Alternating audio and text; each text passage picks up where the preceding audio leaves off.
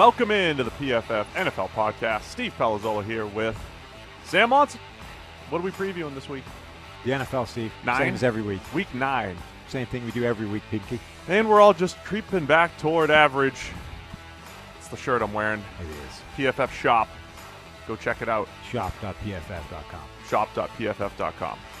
You remembered what the inspiration behind that was? It was from Dodgeball, yes. Not Hulkamania. The Average Joe's. I still think it's a tearaway T-shirt. If you tear away that T-shirt, I am leaving this podcast. We'll see how the show goes. One of these days, if I come in all roided and jacked up, maybe we rip it right off.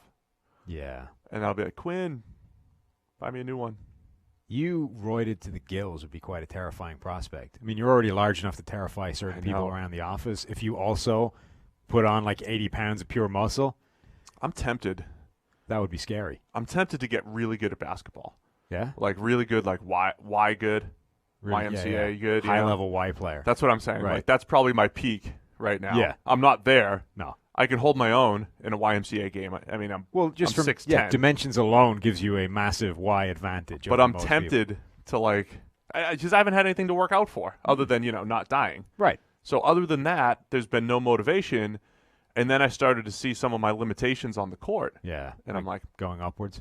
A little jumping. Yeah, in the you're air. making fun of my vertical and layups are difficult sometimes, and there's a lot of things we need to improve upon. I'm just sad that you don't get to see your vertical from my vantage point. If you could only see yourself leap into not into the air. Let's get our team there to, get some footage of one of our pickup games. Yeah. And then just use that as blackmail fodder. I mean, I don't think we need it for I feel you miss out by not seeing your vertical. Yeah. It's quite the spectacle. It's quite the sight to behold. Well, it used to be much higher. I swear. I mean, not much higher, but higher. All right, let's get into the action here. So, yeah, get your creeping back toward average shirt because, you might be having a terrible day. And this is like the first step. Sure. Just creep back toward average, and then you'll have a good day. That's after a pretty you didn't want to take the iron to that or anything, no? Press it a little bit? You just straight out of a bag or something? Oh, yeah. This looks that bad? Oh, yeah. Yeah. Oh, that's a bad representation then. Thing is, I don't even notice that kind of stuff, really. You know, yeah, it just came out of the package. It tends to be the things that the wife notices. Like, are you going outside like that? Yeah. What? Oh, I'm usually very cautious right? of not having. So I don't even notice that stuff, and yet I'm looking at that, going, "Wow, did you just like crawl out of somebody's trunk?" No, it's just straight out of the package here. It got delivered, and I put it on. Okay. All right. Anyway, let's get to this week's games. Today's Thursday. We got 49ers at the Arizona Cardinals. Yes. For the Thursday night matchup. One that did not look attractive maybe early in the year, and now is pretty intriguing. Don't make fun of me. I didn't say the right words in the right order. Didn't say a thing. Yes, it is, particularly given that it's at Arizona. If this was at San Francisco, I suspect this would be not that attractive and, pretty much foregone conclusion. Yeah. I already think it's a vaguely foregone conclusion in that 49ers defense looks legitimately nasty.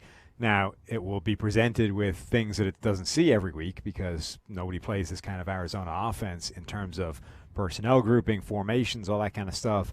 So at least we're going to see something different against this group. But, it's good, and it should more than hold its own against that Cardinals offense, at which point, if the 49ers offense gets anything going, should be a comfortable win. Cardinals defense has actually shown, signs of life at times in recent weeks. Yeah. They're a little up and down, but, the 49ers have the creative run game, very strong run game. We still want to see a little bit more from Jimmy Garoppolo, and I think it's a great challenge for Kyler Murray, who, again, we've said has trajectory-wise at least been getting better overall over these last 3 or 4 weeks. Yeah. Somebody in our live chat box just said that the guy in the yellow shirt blocked me on Twitter because I called him a mean name. Oh. I don't really block people either. So it must have been really mean. Yeah. I block a few people where it's like I mute a lot of people. Yeah. Because muting's just great. It's all right, if you're just going to bring this much negativity to my life, I don't need it. I'm going to mute you, and you don't even know it. Yeah, I've definitely pivoted to the mute overall. Yeah. As a strategy. And there was a long time that I hadn't blocked anybody for years, almost as to a point of pride. It's like, you're kind of thin-skinned and weak if you block people. Yeah. And then when the Tom Brady thing happened back in 2014. Well, my timeline was such a complete and total train wreck Let's see how my shirt looks on TV. that I immediately just decided, look, all right, if you want to talk about this, that's fine, right? But if your first initial tweet to me contains some form of like overt insult, then I don't need that. I'm blocking you. So I blocked like 500 Patriots fans that day, and that was the start of my purging strategy of, look, there's a certain level of human whose initial interaction with you will be to call you a name, right? If that's your initial thought process, I don't need you. I can get rid of that. No, I hear you. So I mean, I don't block a ton of people unless it's extreme. So if I blocked you, man, you deserved it. Well, you're going to have to go after him on YouTube now as well. You got to find who it is and get rid of him. Looking like a snack? What? Anyway, so let's bounce through Thursday night because it's already happened for most people. We all think the 49ers won, and presumably they did. All right, let's get to the weekend's action then. You put this as one of the games of the week. Yeah. Houston Texans at the Jacksonville Jaguars. Yes. AFC South ramifications. Look, we have MVP candidate against MVP candidate. Is that how you're positioning it? No. But look, anytime you got Minshew going up against an MVP candidate, you've got to take that chance. So I'm all on. I'm all in. So Deshaun Watson and Gardner Minshew, Yeah. I believe, is who you're referring to, not Leonard Fournette and Correct. J.J. Watt or anything like that. Well, J.J. Watt's torn his pec. I understand so he's out. And that's one of the things to watch, how they're going to replace J.J. Watt. We were having a Deshaun Watson discussion around the office earlier today because in the last couple days I've seen George and Eric, both guys from the PFF Forecast, which, by the way, you guys should also check out either here on the YouTube channel or wherever you're listening to this podcast. But both guys have kind of hinted at, hey, they really love the type of season Deshaun Watson's having. Eric said, hey, Watson's the MVP, and he was like, look, I'm just kind of projecting it, and, you know, Watson is our number 6 graded quarterback right now if you include Drew Brees, number 5 if you don't include Brees and his 92 dropbacks. 84.4 grade, number 1 rushing grade at 88, or number 2 rushing grade, I believe it is. But if you take away Watson's one game against Carolina, I think we do get too caught up in the most recent thing we saw, which Watson, the most recent thing we saw was a spectacular touchdown. You take that away, though, he's a 90.5 grade, which is right up there in Russell Wilson territory. Yeah. Now, you can't take away that game, but sometimes you do that just for perspective to say, you take this one out of your memory banks, and the rest of the season has been as good as you think it has been. And we've been talking before about how he does seem to be able to consistently manufacture his best play for the most critical times, right?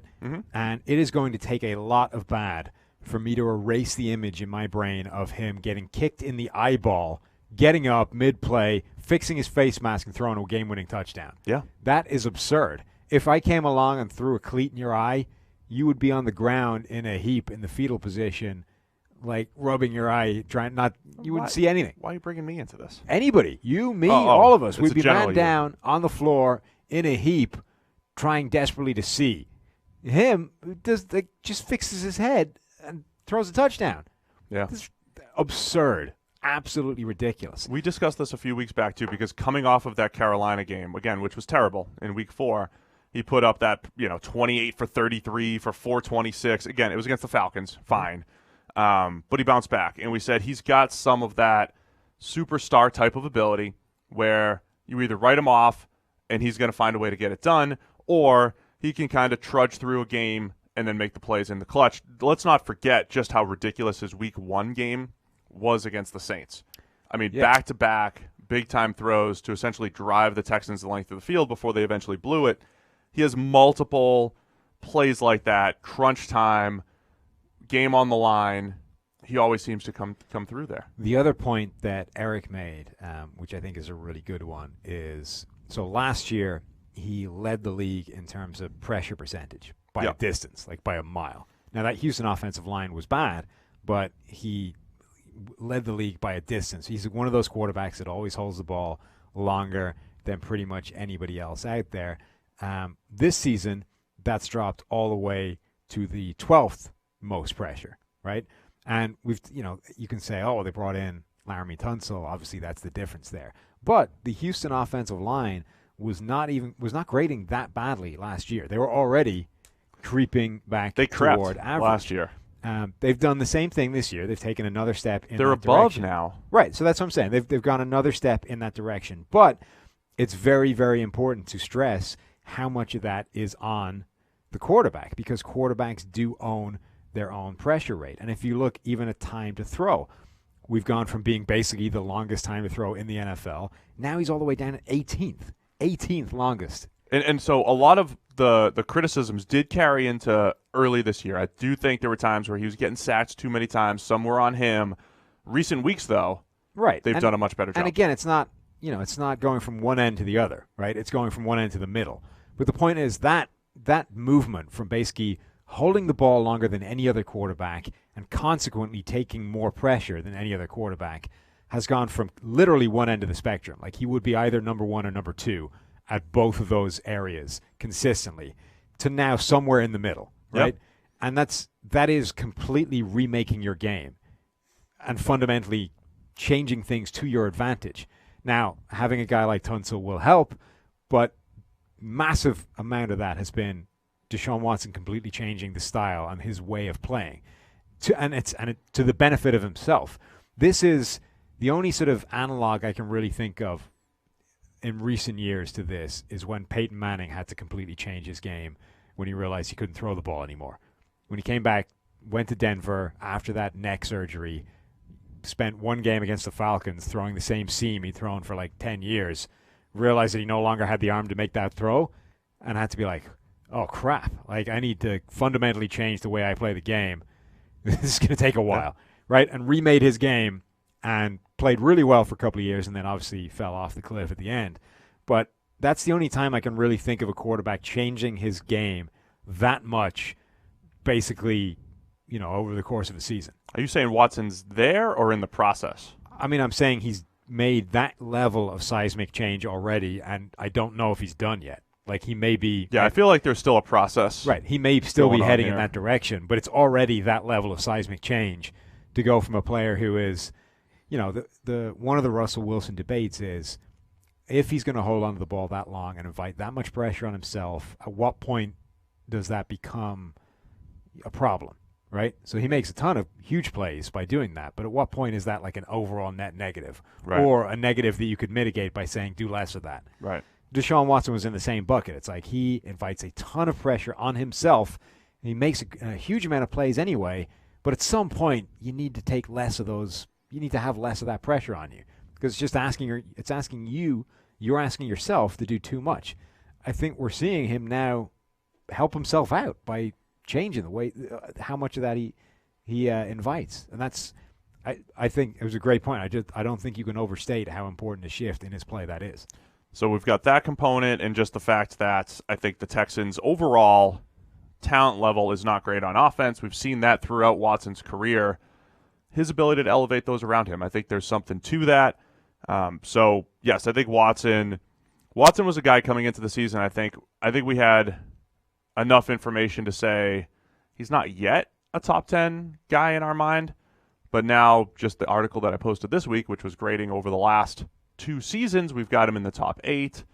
And I think you've got a little bit of this element of being able to elevate the play around them, and maybe he's a little bit better than even the grades would indicate. I always go back and forth on that because he gets away with some stuff, right, but at the same time, so there is this like macro level that offense always produces, no matter who's out there. And there are negatives you can point to illustrate why his grade isn't quite as high as, even we are waxing lyrical to. He's got 14 turnover-worthy plays this season. He's definitely gotten away with a lot. Right, which is the passes. Fourth most, right? Only Jameis, Daniel Jones, and Jared Goff have more turnover-worthy plays. So it is a lot. You have to overlook a lot if you're saying he is one of the very best quarterbacks in the NFL because of those negative plays in there.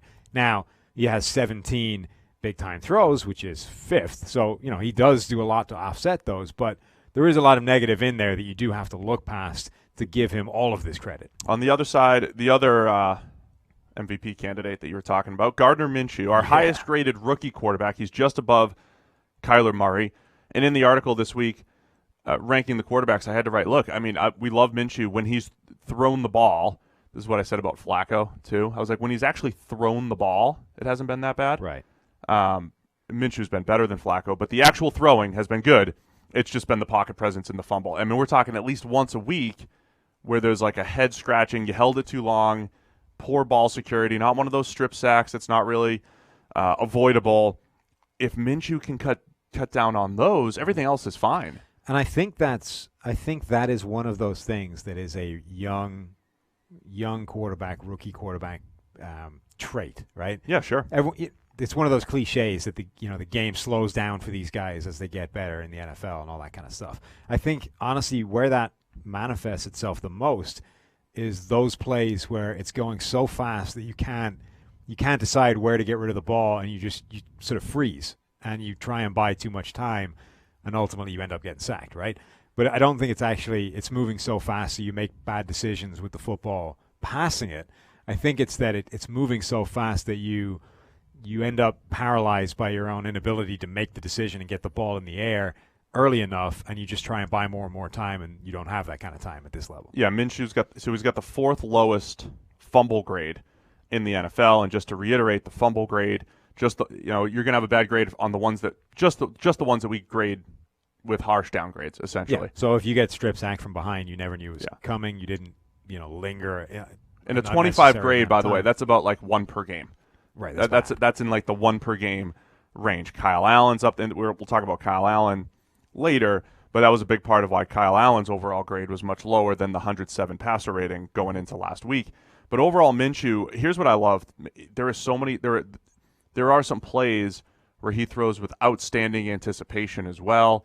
He's been able to mitigate a subpar NFL arm because of it, hitting cover 2 shots, hitting deep outs. That's like the holy grail, right? Like you go to pro day to watch these dudes throw a deep out, right? And then you watch an NFL game to realize it doesn't matter what they looked like at their pro day, because if Gardner Minshew throws it before the guy makes his break and he throws it accurately, who cares?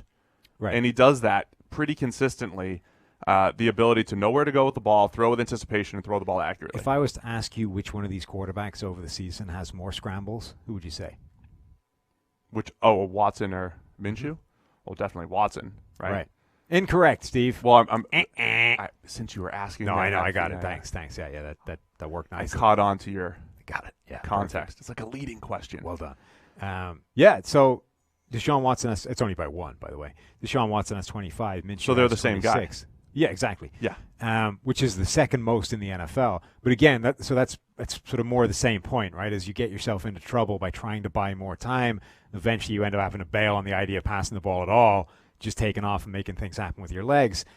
That's Minshew's flaw right now, right? He is an accurate quarterback. He's got some of that moxie, the Deshaun Watson ability to make some big plays at the key time. He's able to make all the throws, albeit, his ability to make that crazy deep out that you talk about is not what's going to leap off the page to you, but he can make pretty much all the throws. We talked before about a Hail Mary attempt that fell short of the end zone. By if you're asking him to throw it 40-plus yards, he needs a little bit of room. Needs some wind up, yeah. Yeah, but that's like Fitzpatrick style. But broadly speaking, he can make all the throws, but his issue is this sort of relatively slow processing time right now, which is causing him to either linger in the pocket too long, get sacked or fumbled, or sort of too many of his plays have to end up as scrambles because he hasn't been able to process and get the ball out of his hands early enough. But the thing is, I think this is a general rookie trait, and if he actually develops, even if it takes till next year, if he develops that and sort of minimizes that part of his game, he'll be good. I'm going to look at it slightly different and say he does have the second most yards on scrambles behind Russell Wilson this year. Sure. So that's a big part of his game. So is. But those, a lot of that is just attempts, right? Those are 2 of the 5 most frequent scramblers. But it's finding the balance between letting him make those plays and trying to avoid. Yeah, I'm not saying you need to eliminate it from his game. I think he's got good ability to do that stuff. I'm just saying that the volume that he currently has, i.e. the only person that's done it more is Josh Allen, is indicative of this relative slow processing time that he has, which is his biggest flaw. I'm not saying that you eliminate that entirely from his game going forward, but I'm saying that when the game speeds up for him, as the cliche goes, he won't do it as often, right? So you'll end up, let's say you cut that in half, and instead of 26 scrambles over the season, he's got 13, which puts him where Carson Wentz and Aaron Rodgers are. That's perfect, right? Those 2 guys are both athletic. Those 2 guys are both capable of making plays with their legs, but they do it half as frequently as Minshew does. So that's basically my point. That's a fair point. Thank you. On the other side, Texans do have to replace J.J. Watt and has 52 pressures. That's a lot. Next closest, here are the Texans' pressure That's actually totals. absurdly a lot, by the way, because there's yeah. only been 2 guys, I think, in the history of our grading that have gone over 100 Yes. pressures for a season, and halfway through the season, therefore, he was on track to do that. You're not one of our data scientists, but you nailed it. Thank you. He's on pace for over 100 before the pec tear. Whitney Merciless is number 2 on the team with 24. DJ Reader has 17. So their second guy has got less than half the number of pressures. Here's the thing.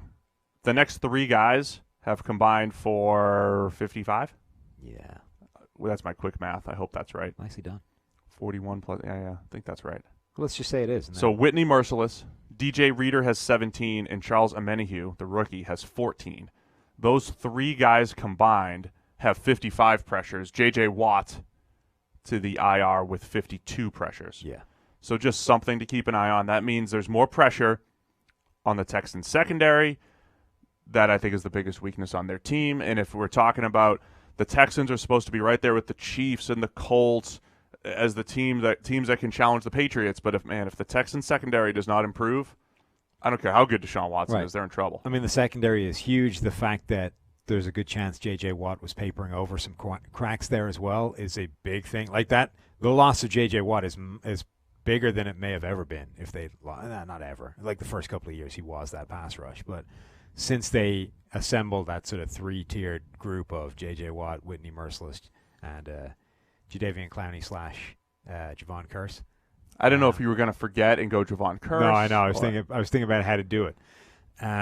But since they had that group, this is the biggest loss that losing J.J. Watt could have on them, because obviously they shipped away Jadeveon Clowney, and Whitney Merciless hasn't been as good as he's been in the past. So, yeah, I mean, they need that pass rush. Let's explain our picks, and then I'm going to call out one of our commenters who called you out. Oh, I'm going to defend you. Oh, sweet. About the red zone. So I went Houston. I'm going Jacksonville. Ooh. I think they might have just a better all-around team here. Okay. You're going to ride the Lenny wagon. Yeah, man. It's happening. Fair enough. He leads the league in rushing, right? I don't know. I meant to mention it on the other day because we've been very harsh to Lenny Fournette. To Lenny, yeah. He looks pretty good. Well, he's in recent weeks, basically since we trashed him, I think, on the air. Honestly, it's since the Thursday night game against Tennessee, which was one of the most absurdly poor running back outings until he stumbled. Then we trashed him. Then he went on a run. He stumbled into a 60-yard run at the end of that game, though. Yes. And then, since that run, he's just looked more crisp. And let me just tell you, this is a little bit more in line with his college career. There were times, as a true freshman at LSU, he just looked like a man amongst boys. Like, here's this monster true freshman who just doesn't move all that well other than in a straight line. I feel like that was the first couple of years of his NFL career. Straight line stuff, fine. Nothing else was dynamic about Fournette.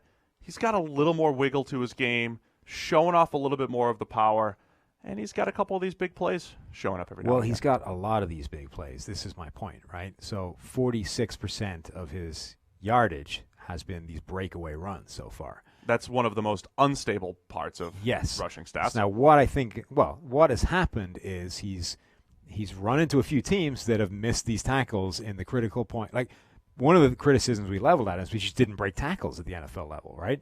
And in college, you get a guy that's 250 pounds and runs a 4.4 or whatever he runs into a guy my size. It should be a broken tackle, That's a missed tackle, right? yeah. Yeah, and then he goes off for 70, and look at that guy. He's amazing. At the NFL level, he was running into guys that weigh 40 pounds more than me. Well, okay, 30 pounds more than me. They're bringing him down, and suddenly he's just not going anywhere because he's not particularly elusive. He's not particularly fast. The burst isn't really there. He needs that broken tackle to be able to get some headroom, and then he's gone. But he ran into Will Parks, who missed him twice against Denver. That was a big game. And he's run into a few people so far where they're falling off these tackles now, and he's been able to bust off a bunch of these big runs. Now, credit to him for that because that's what was missing from his game. That was the biggest criticism I think I had at that point. What I would say is that I doubt that's sustainable. I think ultimately ultimately people will stop missing those tackles on him. I don't think that's a skill you develop in the course of a few weeks that's now fixed. I just think I think ultimately people will snag those tackles on him and he won't have the same level of production as he's had. I don't know where his weight is, but you know how you always hear, running backs are either they're going to drop 10 to 15 or whatever. He looks like the guy that tried to drop 10 to 15 to be a little bit quicker, and it actually worked. That's what he just looks like right now so far. Who are you calling out? So one guy, you had the Andrew Siciliano thing. You said he was the one who said that Jadeveon Clowney was Javon Curse. Yeah. And somebody's like, no, you idiot. Siciliano does not host the Red Zone. Scott it's Hansen hosts Red Zone channel. I'm going to give a little history of the Red Zone channel. Okay. Scott Hansen did not invent the Red Zone channel. Didn't invent it? Everybody thinks that Scott Hansen's the guy. Well, he does the one that most people see. Does everybody know here that there are 2 Red Zone channels? Well, apparently not, because that guy didn't. There are 2 Red Zone channels, and it started on DirecTV. It started with DirecTV. That was a part of the Sunday ticket package. Huh. That's the one Andrew Siciliano does. Yeah. Then they brought it to like Comcast and all the other cable providers, and now there's a lot of people who don't have Sunday ticket, and that's what they watch, right? And Red that's Zone the one. and their So that's team. the one that most people see. So most people see Scott Hansen. Yeah. And then DirecTV folks see Andrew Siciliano. Yes. Now, why do they have 2? It's a good question, Steve. Well, because Siciliano, when he's on DirecTV, can tell you which channel to go to because he knows you have all the games, right? So he can be like, hey, go check out 7-12. The Niners are about to score on the Panthers again, or whatever it is, right? It really doesn't feel worth it. But that's off. It is a very difficult thing to do. I mean, people love Scott Hansen because Scott Hansen's a master. He's so good at it. I mean, you're sitting there for 8+ hours a day By the way, calling the action and I'm being starting really to think that Scott Hansen might just be a master, period. Did you see him taking shots at Dave Portnoy during the week? No. It was amazing. Did not. Like, Portnoy was obviously watching Red Zone, losing his mind over, like, bets or whatever, and went on this, like, video rant over Twitter where it's like, selfie, hate Scott Hansen, yada, yada. Scott Hansen replied to him saying something like, I don't blame you. If I had lost enough money betting that I had to, all I could afford was bacon-collared T-shirts like you, I'd be pretty pissed off as well. That's amazing. And then live on the air? No, like in Twitter. Replied to Twitter. him. Oh, I got you. Yeah. And then he had like another rant bitching at Scott Hansen as well, and he replied saying, you know what? What really pisses me off is when I'm in the middle of a childish temper tantrum is people telling me to calm down. So calm down, Dave. Scott Hansen, like, not only was he replying to him like right off the bat, but he was torching him. So Scott Hansen might just be a superhero. We might have to put him up on the inspiration he might be our next wall. What's he inspiring us to be? Just awesome. Just better. Just be better. Just be better. Just be better. Be Scott Hansen because apparently he's great. Do you want my degrees of separation to? Yeah, do it. To Portnoy. To Portnoy? Not to Scott. Okay. How can you get me from you to Portnoy? How many steps? I'm from North Reading, Massachusetts. He's from Swampscott. Right. So that's a few towns over. Portnoy went to my high school coach's baseball camp. Growing up. All right. So that's 3 degrees of separation, essentially. Yeah. My high school coach, whose girlfriend's niece married The Rock. So how are you connected to everybody? By a couple degrees of separation, we'll get there. Right. Yeah.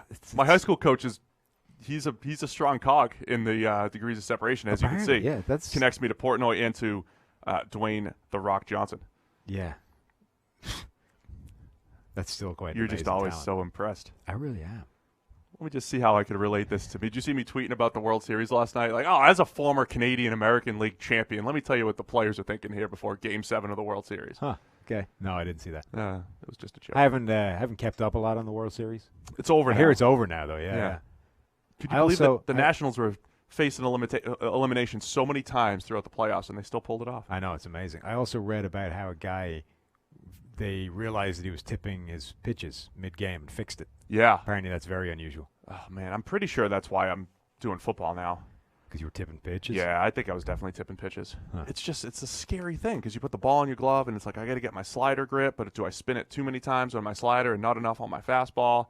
So then pitchers would just start wiggling their glove, and you can never figure it out. So that's apparently what he did to fix it. They just said start jiggling your glove. I should have just... That feels like something you would... Like, if that's a possibility, wouldn't that just be what you always do? Once you figured out what you're doing, just keep messing with it? Yeah, but this is just a weird... It's just a weird thing to do. I don't know.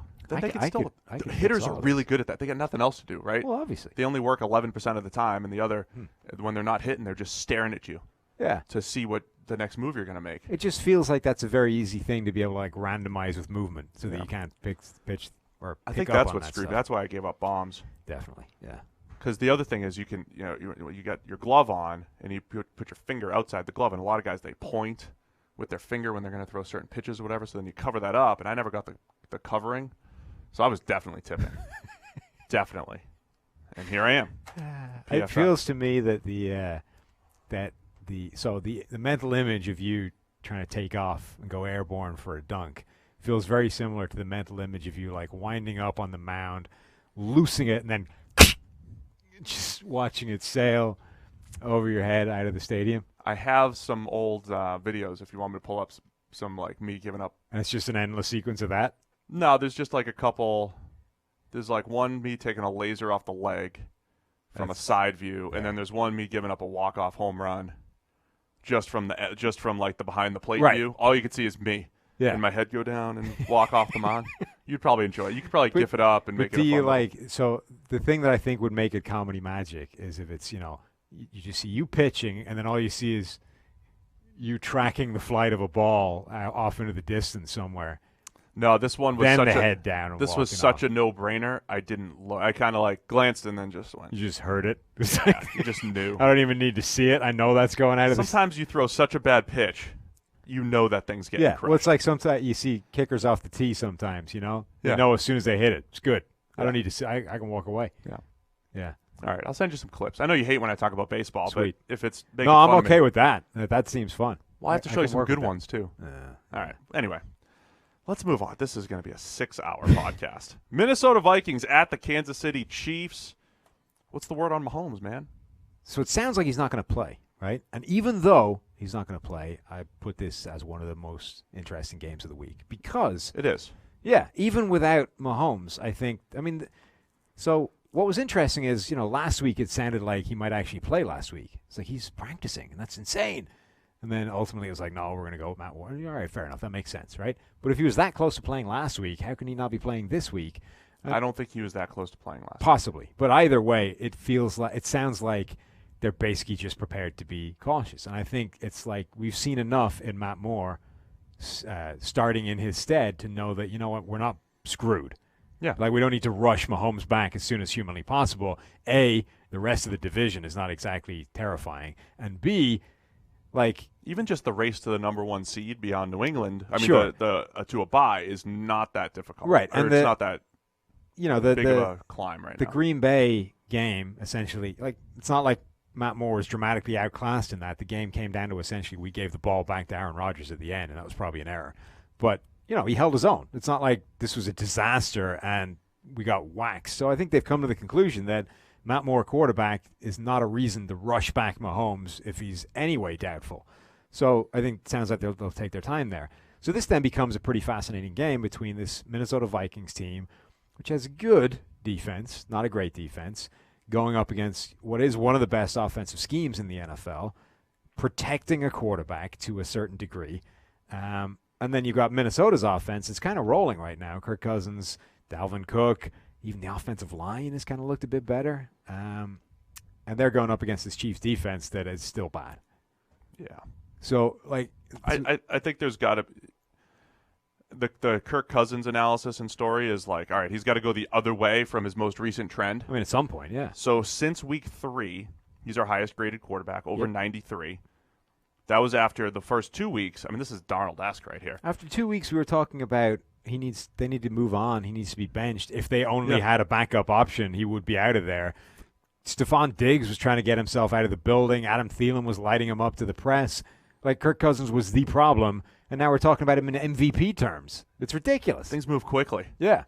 Through 2 weeks, he had a 31 grade, not 93, a 31 grade, which was 42 out of 42 out of everybody that had taken a snap at that point, so lowest in the NFL. Yeah, you can literally draw a line in the season where left of it, Kirk Cousins was last, and right of it, he's first in terms of grade. Given the fact that he's historically a 70 graded type of guy. Let's say 75. 75. He's in that 70 to 80 band. And he's peaked in the low 80 range.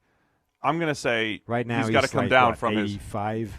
And he's got to come down from his 93 at some point. Now, I don't know if it happens but this even week. Overall, like even factoring in the early stuff, I think he's like 85. Right now he's an 84.1. Yeah. 86 passing grade, and his rushing grade is down a little bit because of fumbles on scrambles. So even to get to the high watermark of his band, he's got to come down 5 grading points, which means, some bad games. Yeah. But it's also not out of the realm of, like, if at any point during the 3-year stretch where he was in Minnesota, if I told you, Cousins is going to put up about an 84 and 85 grade, he's going to be a 100-plus passer rating guy and all that stuff, you're like, all right, yes, that's what we're buying. Our entire narrative behind Kirk Cousins all the way along is he can go on a run that can take you to the Super Bowl. Now, the only problem is his run has gone from, like, week 3 to week 9, right? Yeah. They need this run to go from week 17 to the Super Bowl. Now you're asking him to either have 2 runs or to have a run that goes from week 3 through the Super Bowl, which is ambitious. And I really want to just see more of Cousins. Forget the primetime stuff. Like, this game's it's under the lights, therefore it's a different game, even though he struggled historically in those games. Yeah. For Cousins, it keeps coming down to, beating good teams. And Yeah. the Chiefs, if the Chiefs have Mahomes and he's got to face him in a shootout, that feels a little different. It could still be a shootout with Matt Moore, but it's less likely. Yeah. And Kansas City's got a defense that I think Minnesota can still exploit. Yes. So I'm not expecting really a ton of Cousins regression right now, but it's still an outdoor road game. It's another one of those games where he needs to continue to prove himself. Wow, you've gone full on to everyone else gone Minnesota, and you went outdoor road game. Well, Chiefs. this is before I knew officially. I didn't do my Mahomes research. You at hedged the with time. the Mahomes. Yeah. Yeah. Did we already put this out? Yeah. It's probably going out literally as we speak. Our Twitter is exploding through people being angry at our picks. Oh, really? No, I mean, it probably is. That's usually most when likely. it happens, right? When we're locked into this, suddenly it bombs. But it's an interesting dynamic, right? That we're all like, there's a bunch of people like, see, Kirk Cousins is great. You're like, okay, he's always been capable of doing these runs. Have you considered the fact that now his run has started earlier than you need it to? Because if it's starting in week 3, it's probably not running through the playoffs, at which point, bad things. We have a comment here. Oh, yeah? Yes. We've got many comments. That box is insane. I have to stop looking at it. Well, there's just tons of people watching right now. This is why PFF is still lacking in analysis. They don't believe in significant changes. They can happen. You can see a different Cousins as things around him have changed. I will say, yes. Right, so but his problem is the significant changes happen every single season multiple times. Yeah, so what you're asking us to do is suspend all previous evidence of this happening every single year and say, no, this time it's permanent. I'm not going to use the example that was in my head, but sometimes there are statements that are made, and then there's like an implication at the end of the statement. If everything that we said was like, based off the data, I think this would be a very boring podcast. Sure. Or if I said, in my opinion, I believe this, by default, things I say are my opinion / based off the data, right? Or my opinions of my own. Yeah. Or my interpretation of the data. Right. So over time, the data is going to be right, but there are ranges of outcomes of all this stuff. Yeah. So yes, look, there are outlier seasons where a guy completely turns things around. Yes. But there are also, over time, those things are generally not sustainable. People have a baseline that you expect. Things can definitely change, and circumstances definitely dictate outcomes to a huge degree. We've talked before about how Andy Dalton back in 2015 is a top 10 quarterback because suddenly the offensive line is great. They have A.J. Green plus 2 or 3 other weapons. Every other year it's been A.J. Green, and that's it. And consequently, Andy Dalton isn't as good, right? So the conclusion to draw there is that you give him that kind of supporting cast, and he raises his level. Now, is this year's Minnesota Vikings surrounding cast significantly better than the previous ones Kirk Cousins has been working with? No. My answer to that would be no. Having said that, if you look at his grading, every single year you see this run of good, run of bad, run of good. Like, it bounces back and forth with very little in between. So you can look at his grading right now and say, all right, there has been a seismic shift. Kirk Cousins with a dramatically better supporting cast, with everything suddenly ticking in terms of offensive system. Now this is the Kirk Cousins that will be forevermore within this system. He's now a great quarterback. He got it. The light went on. Or you can say Kirk Cousins has an amazingly consistent history of going hot and cold. He's an amazingly consistently streaky quarterback. And right now, he's in like the teeth of a hot streak. He's looking amazing. But like, why every other year it stopped. So why would this year be any different? Now, it might be. Maybe we're wrong. But again, balance of probabilities. If I was a betting man, and sometimes I am, I would put a pretty large amount of money on him coming back down to earth at some point this year. Even just using some of our stable or unstable metrics, the things that you want to look at and say, okay, this is a little bit of fool's gold versus this one we can trust. Once again, he's sitting there with a 92 passer rating, number 5 in the NFL when facing pressure. That's on 40% of his dropbacks. He's facing pressure, which is still a high amount due to those early season game. So he's got a 92 passer rating and something that's really difficult to sustain. And this was exactly the same point we were making last year and when then he started regressed. on fire against pressure. And it was like, guys, this is going to come back down to earth. Then down the stretch, he played like crap because against pressure, he was awful. So, yeah, like, just trying to explain where our analysis comes from. Again, we literally predicted this a year ago, and we're predicting it again because the same circumstances happening. It just happened later in the year. Now, I mentioned on Monday, the Chiefs have this fascinating dynamic where there are multiple games this year where you could just say, well, that's it. The run defense let them down in Kansas City. They're terrible. There's got a chance of being one. The cornerbacks let them down. They can't cover. The linebackers let them down. They can't cover. Like, every position's pretty much a weakness in Kansas City. They're all letting them down.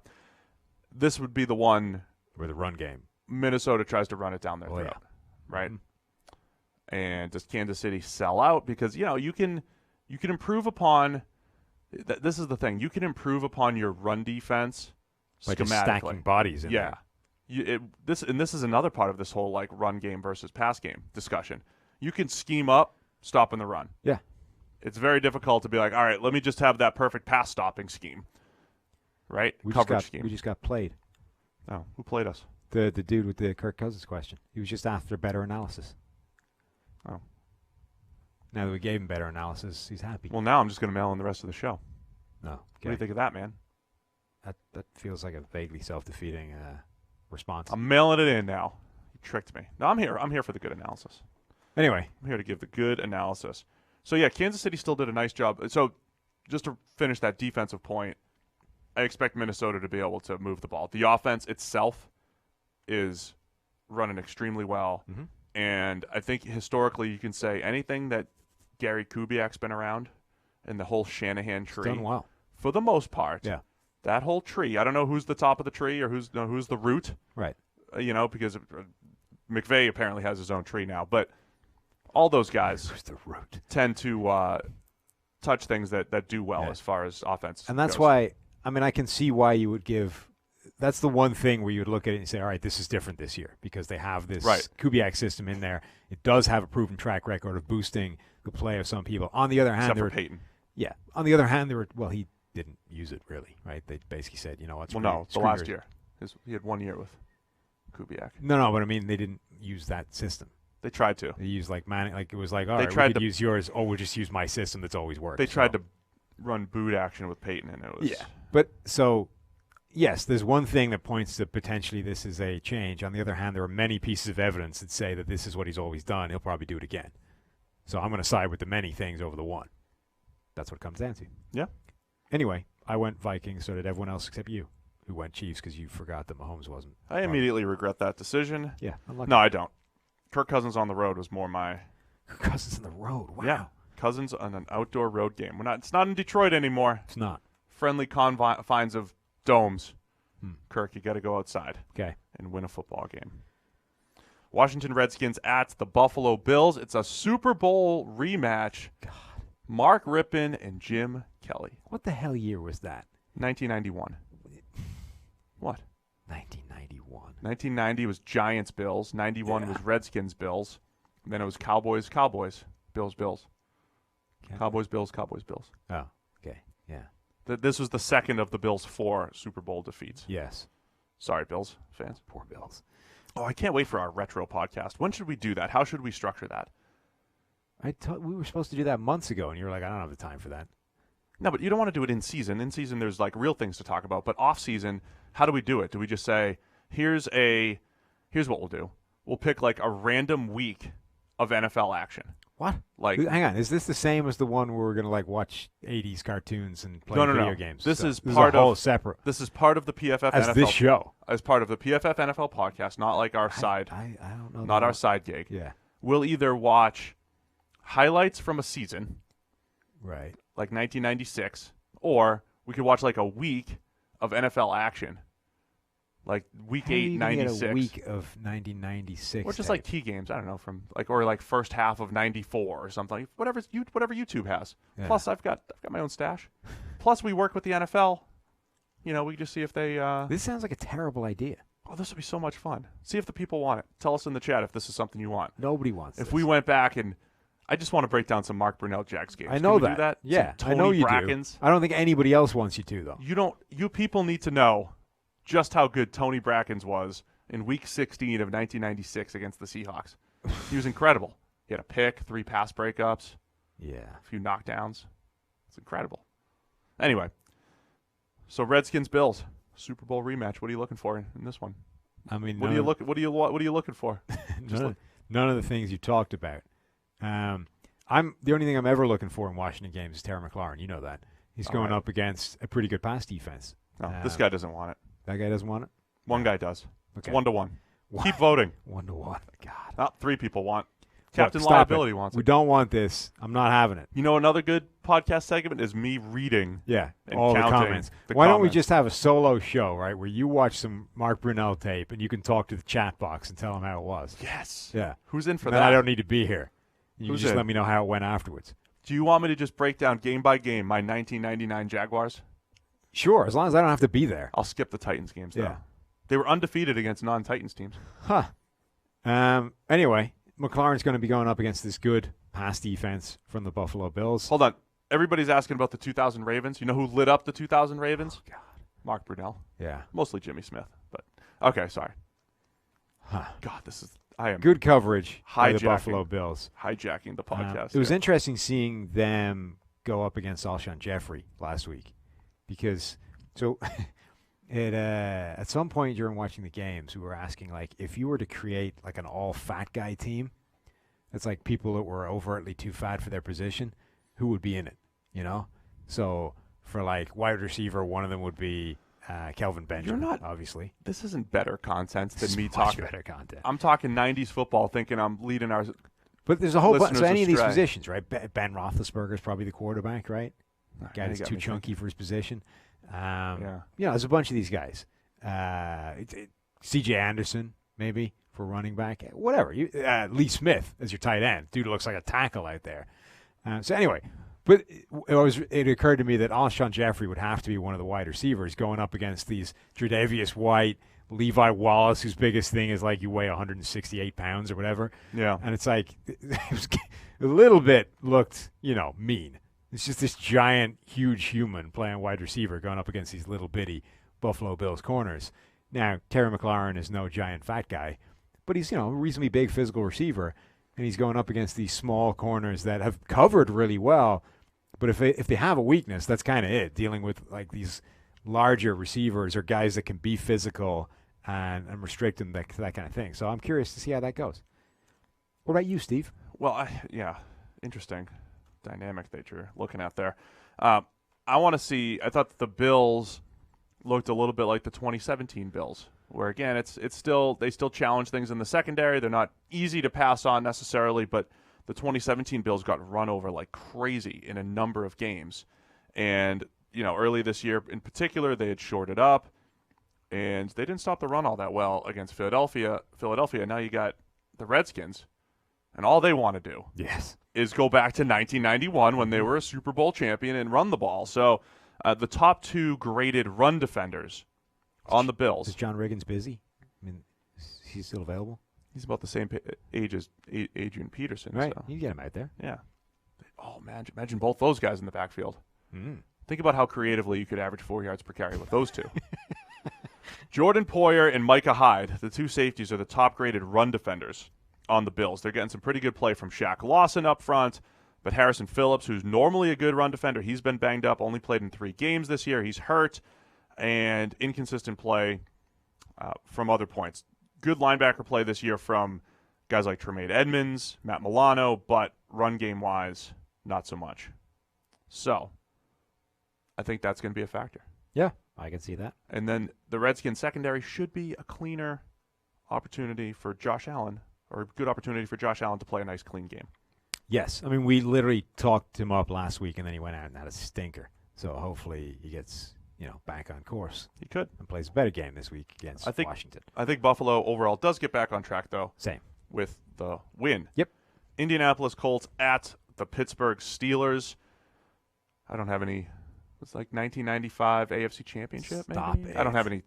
Stop trying to connect every game to a vaguely interesting game. That's what I'm going to do. 25 years ago. That's what I'm going to do. Stop it. Maybe that's the podcast. We just take a whole bunch of.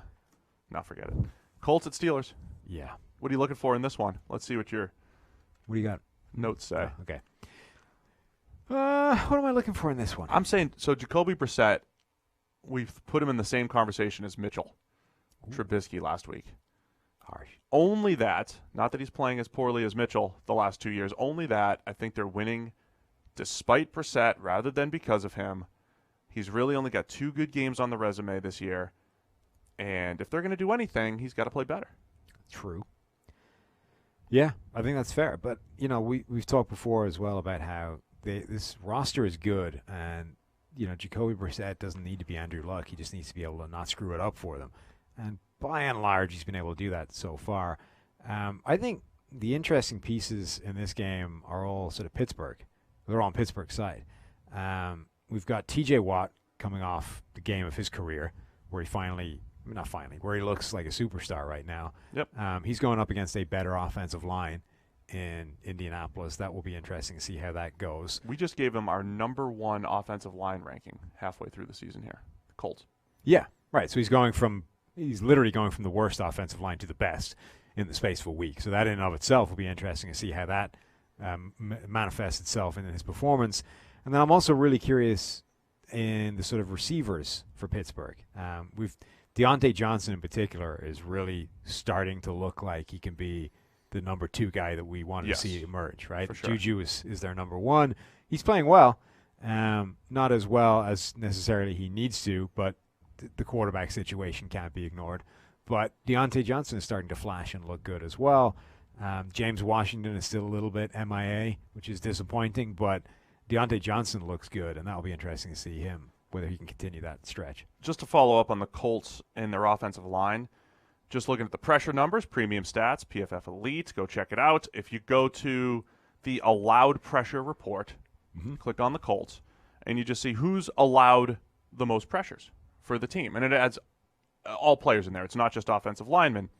The most pressures have been assigned to Jacoby Brissett. Yes. The quarterback has 20. He's tied with Mark Lewinsky, the guard, right guard. They both have 20 allowed. And then Braden Smith, right tackle, he's given up 19. So, another part of Brissett's development, we said he holds the ball a little bit too long. Still this year he's allowed, or what we're saying is allowed, but he's been responsible for invited pressure 20 times so far this year. That's a big number. Yeah, number 2 to Gardner Minshew. So again, number 2 among quarterback. Yeah, another point that backs up the idea that Minshew holds on to the ball too long. I mean, it's the AFC South. How hard could it be? Oh, right. This is true. You know what I mean? Yeah. I mean, that was Brissett's biggest flaw heading into the season. One of the things we said needed to sort of fix. And I think he's been better at it. Just it's still a problem. Like he's only been responsible for 3 sacks, which is low for him. But as you say, 20 pressures, which is second most in the NFL. Do you believe that the Steelers have a shot? Of what? The AFC North. Oh, no. Not in this game. Right. Necessarily. I mean, they have a shot in this game. They don't have a shot at the AFC North. So they're 3-4, 2 games behind the 5-2 Ravens. The Ravens are playing New England this week. Mm-hmm. So at the end of this week, we could have a 1-game difference between the 2 teams. Yeah. As far as record goes. Mm-hmm. You don't think they have a shot, huh? No. All right. I mean, do you think that they think they have a shot? Don't forget the Steelers lost in overtime. Probably. With an undrafted rookie quarterback out there. Duck. Can't believe they call him Duck. Have him out there in overtime. They had a fumble. The Ravens squeaked by the Steelers in overtime. Uh-huh. And if, I don't think the Steelers are completely – I don't think they think that they're completely out of it. Well, I definitely don't think they think they're completely out of it. But, I don't think they're going to do it. Mason Rudolph needs to play better football. 3 big-time throws, 8 turnover-worthy throws. He's had the highest percentage of yards after the catch of any quarterback in the league the last 2 years. Yeah. So far. Yeah, he hasn't looked particularly good at all. Stats are a little inflated. So I'm going Indy with this one. I'm going with the better team. Same. Expecting a better showing from Jacoby. All right, New York Jets at Miami Dolphins. God. Dan Marino fake spike game. 1994. Yeah. A lot of people are asking, is this the one game that Miami can win this year? I think, look, home they game. Gave the Steelers all they could handle in the first half. Yeah. on they Monday night. were 14-0 up. The idea that they almost didn't cover. A 14-point spread. Right. 15-point spread. Ridiculous. Bad. Look, they're bad. They shouldn't win this game either. They shouldn't win a game this year. This has to be the game where Darnold gets back on track, right? We're talking about a guy that 2 weeks ago we had the seeing ghost game against the Patriots, last week against the Jags, a bunch of turnover-worthy plays again. He's been a roller coaster of emotions. He was better the first week he came back against Dallas. He was really good outside of pretty much 2 throws. Terrible against New England, one of the worst QB games you'll see. Last week, some good, some bad, but more bad than good. Yeah. So which Darnold are we getting this week? This should be the time that he performs well, but pretty much everybody does well against Miami. They should. There's no reason that the Jets shouldn't win this game. The Jets aren't good, and they're better than the Dolphins. Xavier Howard's out. See, I was of the mind, and the more you've got guys like Xavier Howard just being shut down, essentially, I was of the mind that Miami's defense is not as bad as they've shown. And they've been a little bit better than some of the early season disasters that they put out there. But when you start losing a guy like Xavier Howard, that's why they could have won a game, because we always joke that any week he could look like Richard Sherman. Yeah. He was on his way to that the other day. Right. You just lose that possibility now, and it makes it a little bit more difficult for Miami to win a game. And then you start running those calls like a zero blitz on 3rd and 20 without covering anybody on the back end. That doesn't help either. That was like the legit engage. Well, Xavier looked quite confused. Oh, it was a bust on the back end, whatever. Everything about that play was wrong, right? One, they sent 8, and they weren't going to get there. Yeah. That was the most egregious thing about that play. Somehow they sent 8, and they were getting picked up. Like, he had time to deliver that ball. Then on the back end, you've got 3 guys covering 3 guys, and one of them doesn't know it because he's playing like 20 yards off at the sticks on 3rd and 20. Yeah, I don't think the play call was egregious because if you have 4 guys to rally to a shallow cross, his guy runs a quick slant. They really had 2. And he just watched him. And then it's like, oh, whoops. Tears off after him, at which point he's just running across the field into an entire giant area of space. It was poor. When you're making plays like that, and the only guy that has the capability of making that kind of turnover collection in a game to change things isn't there, I don't see how you stop them. Do you think Darnold bounces back in this one? He will, right? To a degree, yeah. Just he'll play better because he's playing the Dolphins. Man, Dolphins, the worst offensive line in the league. Jets don't get a ton of pressure, but they should be able to make some plays. Yes. Ryan Fitzpatrick, you never really know what you're going to get. True. So, yeah, one of these days. They say he gives them the best chance of winning games. I would say that's debatable. I don't think it's that crazy to think that he's right now better than Josh Rosen. I don't know that either of them give you a particularly good chance of winning a game because there's nothing else around them. Yeah. Again, there's nuance to all this stuff. I think more importantly, you want to know what Josh Rosen's capable of, and you need more sample size. You need more data or data to figure that out. They clearly don't believe he's any kind of long-term solution, so they're just not giving him a shot. Trade him. Everybody just gets traded to Chicago. Can't anymore. Everybody but Bruce taking the Jets. Bruce is taking the Dolphins. So he is. In this one. All right, Tennessee Titans at the Carolina Panthers. Not much of a rivalry or history here for me to call upon. No? You don't have much?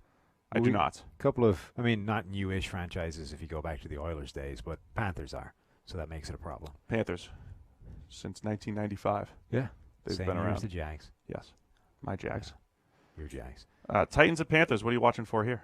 I'm intrigued by your Kyle Allen bounce back thing because he was bad last week. So does he stay bad or does he bounce back? It was interesting because the narrative completely, that just torpedoed everybody's narrative.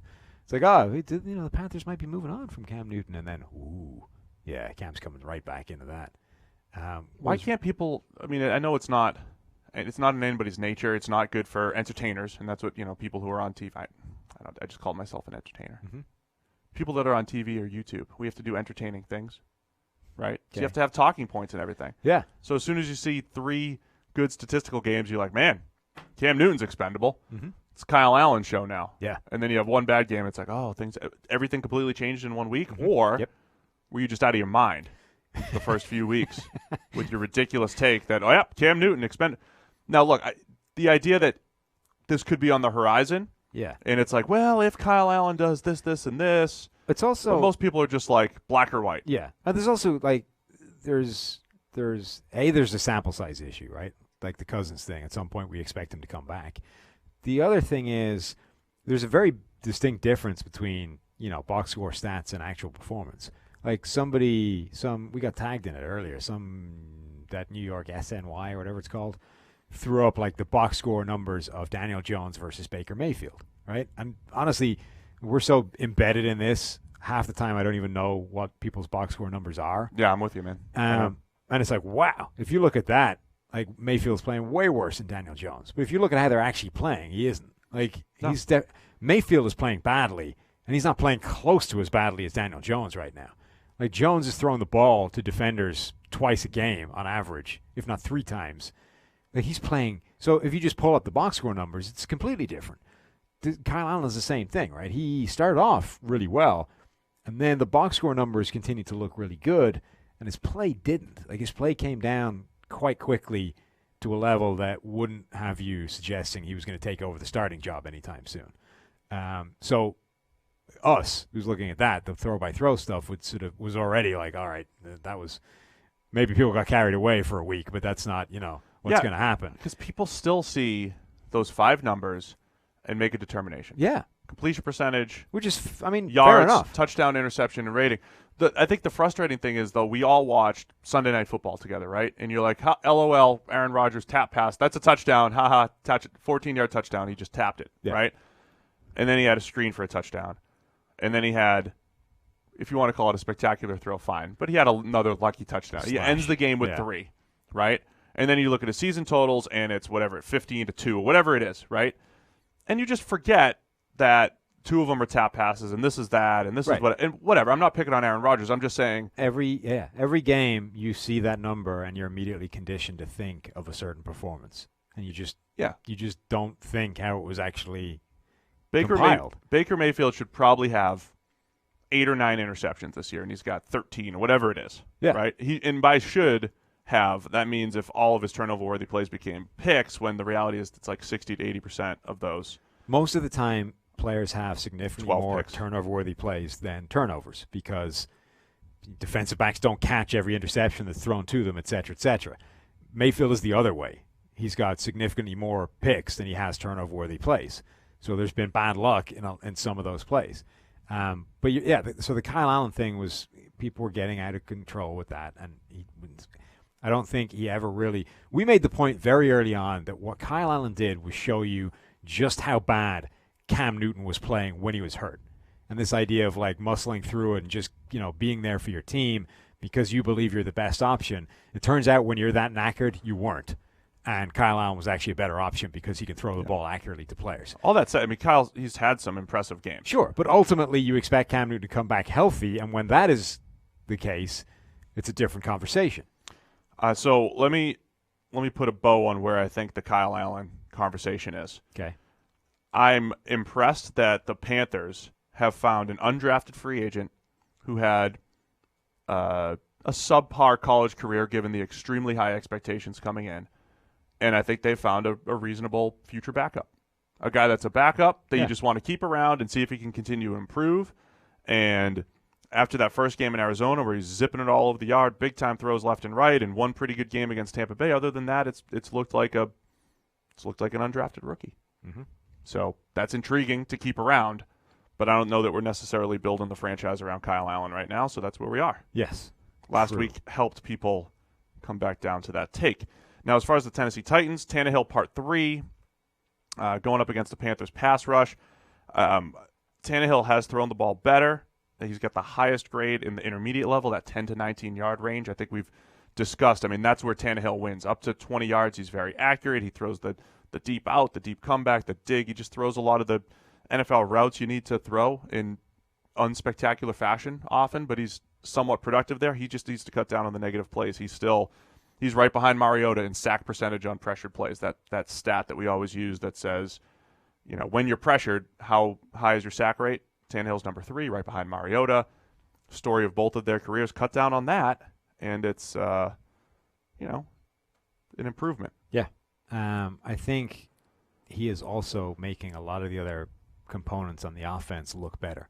So not to the degree that, Patrick Mahomes or whatever does, but again, it's a sort of reflection on how bad things were under Mariota, that when you replace him with a guy who's just not doing the bad things as much, everything looks better, right? He's feeding Corey Davis, Steve. He's taking advantage.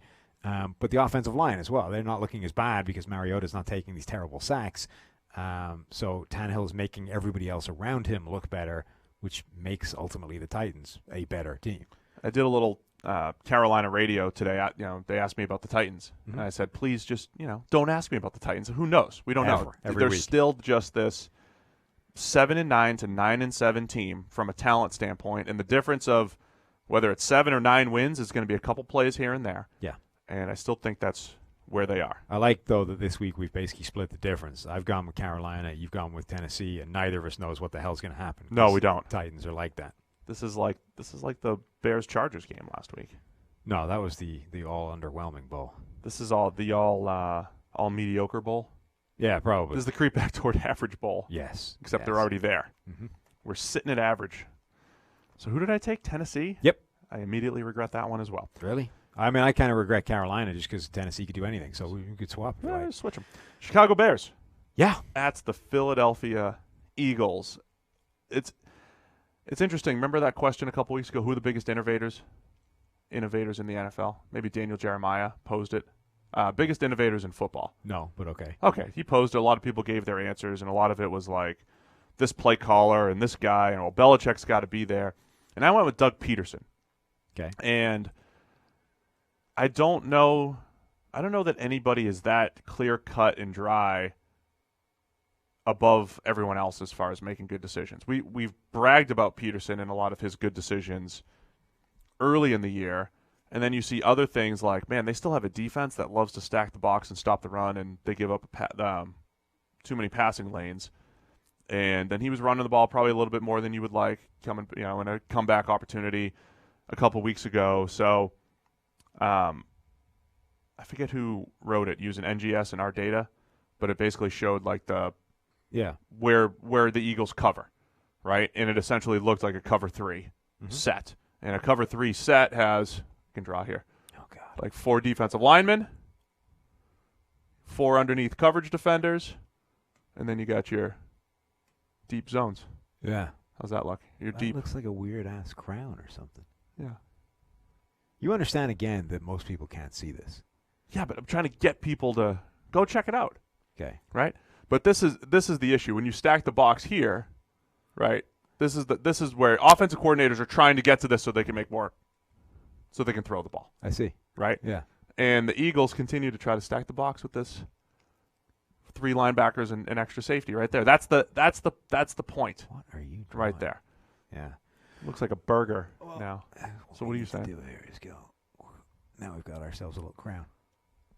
Oh, so there we go. This is the Eagles' defense in form. It's a crown. So the point is... Yeah, what is your point?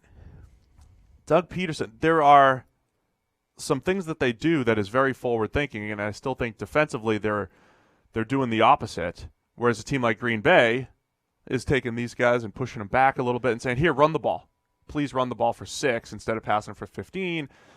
Well, it's just something to keep an eye on. This might be a game where Trubisky's got some opportunities. What makes football so fascinating is there are so many different areas that you need to be good at all at once, or decide where you're going to focus your attention, because you can't be good at everything, right? So you got to figure out where it makes most sense to dedicate resources. And by resources, I don't necessarily mean, bodies, or I mean like even just your time.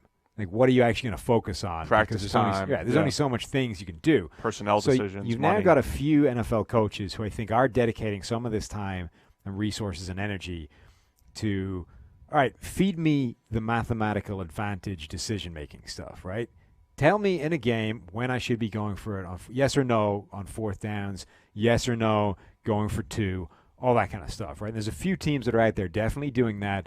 And because of that, they're stealing an advantage over the other teams that aren't, because it's just a mathematical edge that you have that these other teams don't. And consequently, it doesn't always work out, but over the long haul, you're going to be in more favorable situations.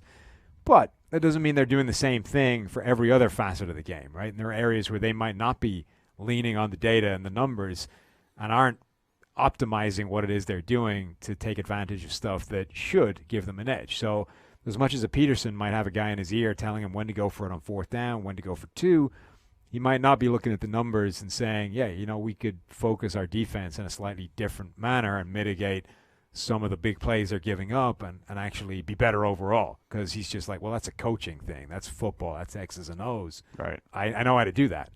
I don't need to listen to the dude with the spreadsheet.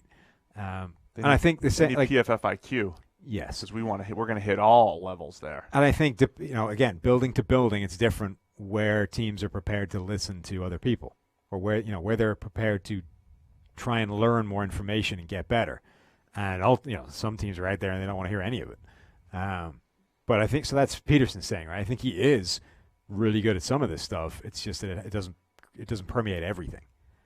Yeah, Eagles have a 60.1 coverage grade. That's 12th worst in the NFL right now. So, and the difference between the Eagles in 2016, 17, 18, and 19 is pretty much in 17 they covered better. Yeah. They could always rush the passer pretty well with a bunch of guys. But as far as defensively, they covered better that one year.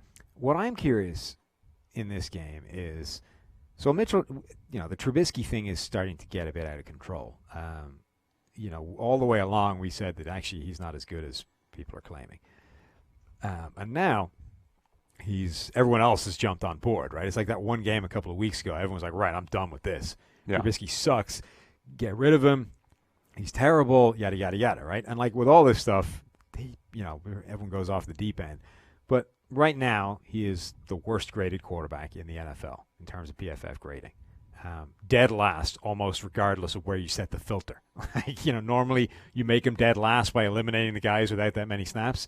No, he's dead last regardless of where you put it. There's people. Brett Hundley has 2 snaps and a higher grade, that kind of thing. So, as much as we were sort of first on the Trubisky's not that good bandwagon, he's way worse than he was. Like way worse, and way worse than we said he was. So, I mean, can he bounce back to even just rank average or below average? Like below average would be a giant leap forward for Trubisky right now. Yeah, he's not as bad or wasn't as bad as he's showing right now. And the biggest problem with that is it's not just that he's playing like crap. It's that him playing like crap is causing Matt Nagy to try and help him with the offense, which makes everything worse. It's making everybody else look worse because he's not playing well and he's causing issues. The offensive line is grading worse than it's ever graded before because he's the quarterback. Like everything is bad right now. And he's your tree. He's the root, Steve. He's the root cause of all of this. And if he could just get back to being mildly crappy, everything else looks better. So is that possible? Or is he just like hip deep in quicksand and drowning? See, I think a game like this is going to be the sneaky game where Trubisky completes a high percentage of passes for like 260 and just describing it. 260, a couple touchdowns, and you're like, oh, that was a pretty good game. He's still capable of putting together some pretty good games. He used his legs a lot more last year than this year. I'm just looking through all the teams that he's played against. He's played the Packers defense in week 1. He played Denver, which has one of the top coverage units. On the road. On the road in Denver. We know that's significant. Played the Redskins. They do not have a good coverage unit. No. Did not get to play the Vikings or Raiders, right? Vikings or Raiders? A couple of snaps against the Vikings. Right, it was pretty much nothing. Yeah. But didn't get to play those teams. And then he played the Saints and the Chargers, 2 teams, again, who are pretty decent on the back end. So I do think, as much as we say, offense dictates how well the defense plays, this feels like one of those games where he could, do a little bit better. And at least ease some of the Chicago fans' concerns. I'm not saying you're not trying to replace him. Oh, definitely. But this has been, look, we called him, I'm not stealing this. I'm stealing this from George, right? They called him Bortles North last year, right? And think about this. This is why I appreciate when people go out on a limb. When the Bears are sitting there with 12 or 13 wins or whatever they had last year, and you have people saying, look, the performance is telling us this guy looks like Blake Bortles. Don't buy into it. When the easy narrative is like, yeah, it's year 2, he's going to get better, everybody gets better, they're winning games, he's a winner, he runs, he does this, he does that, and they're like, no, it's Bortles North. Don't believe it. And now he looks like Bortles North. The thing I used to always defend Blake Bortles, like he could trick you into believing in him 4 or 5 times a year. Good season. Yeah. He went on that sort of development arc where it looked like he was heading really in the right 2015, direction. he had a decent year. Yeah. There was some garbage timing in there, but it's like dude's making throws, right? Allen Robinson's bailing him out, ironically. And then Bortles, even last year, he destroyed the Patriots in week 2 of 2018. Like last season, he had a game where he was one of the best quarterbacks in the NFL in that particular week against the New England Patriots Super Bowl winning defense. All right? So this is the nature of the NFL. Trubisky's capable of having 3 or 4 games that'll trick you. This is what's in a amazing given year. To This me. week might be one of them. This is what's amazing to me about Trubisky's decline is that so the last 2 seasons his grade has been 66 and 64. And he hasn't had a single grade this season above 60. Like all of his games have been terrible. And they've been way more terrible than the previous evidence of Trubisky, which was that he wasn't that good. Like we were saying that this guy was not particularly good despite the numbers the previous years, and he's fallen off a cliff compared with that level. Even in terms of expecting a Trubisky regression, how bad he's started to get has been amazing to see. So, I mean, are we due him to just play a bit better for a while because he's playing at an absurdly terrible level? Now you're catching on. Or is he just completely gone in the tank and we need to – like at this point, he's playing so badly that you do genuinely need to think about benching him for Chase Daniel. And Chase Daniel is not good, but Trubisky's playing so badly. He might give you the best chance right now. That, again, this best chance to win thing. Like Chase Daniel is not a good quarterback at all, but if Trubisky is playing at this level, Chase Daniel might be a better option. Yeah, I mean, look, you're catching on to this whole, like, just use regression analysis, right? Oh, he's playing worse than we expected, therefore he'll get better. Well, it's just he's playing so it's very strange to me that he's gone so far below where he was the previous 2 years. Even though we expected him to be worse, this much worse is kind of nuts. Now, part of it is exaggerated by the fact that the offense has been changed to help him, and it's having the opposite effect to the one they wanted to have. But it's kind of I would go to Chase Daniel, not necessarily because Chase Daniel is better over time. It's just that stylistically, I mean, Trubisky's just having trouble completing passes. Okay? And you have an offense that still has some pretty decent playmakers. In theory, has a good play caller. And if you have a guy that's just going to give those guys a chance to catch the ball and create a few yards after the catch, then Chase Daniel is a better option. Mm-hmm. Over time, Trubisky's probably a better quarterback and a better option. But for this team right now and in their desperation mode, it might be Chase Daniel. All that said, I wouldn't be surprised if Trubisky puts together a decent game this week. I'm still going with the Eagles. They're a better team. They bounced back last week nicely against the Bills. Carson Wentz had that. He threw the ball pretty well, picked up yards with his legs. I still expect a lot out of the Eagles. Okay. I also went with the Eagles. I expect less, but I think they played well. I don't want to completely reset my thoughts on the Eagles. They're still good. I don't. They're rapidly approaching Titans territory in terms of not having any earthly idea what the hell they are. Yeah. They'll be buoyed a lot by the return of... I hate that word. Same. Well, I hate it said like that. Buoyed. What's the right way to say it? I mean, I would say it buoyed. Buoyed? Buoyed. That's not a... Anyway. I think they'll be a lot better with the return of Deshaun Jackson, if and when that happens. Like he's been, back in practice, eventually he's going to come back to the field. Whenever he's back there, that should make a big impact to this offense because they don't have that skill set anywhere else, particularly as long as Aguilar's prepared not to catch balls that are thrown right to him on deep throws. Yeah, not great. That was one of those ones where, you look at it and you're like, I always hate most of the throws where people looking like, that looks terrible. That guy just, why did he do that? And you're like, you have to work from the default position that professional athletes are not inclined to do ridiculously stupid things for no reason, right? There's usually something that like a different angle or whatever that makes it look better, and you're like, okay, now I get it, right? That was one of those ones where you then saw it from like 3 different angles. You're like, I cannot find a way that makes it look like he shouldn't have at least reached out for that ball. Yeah, not good.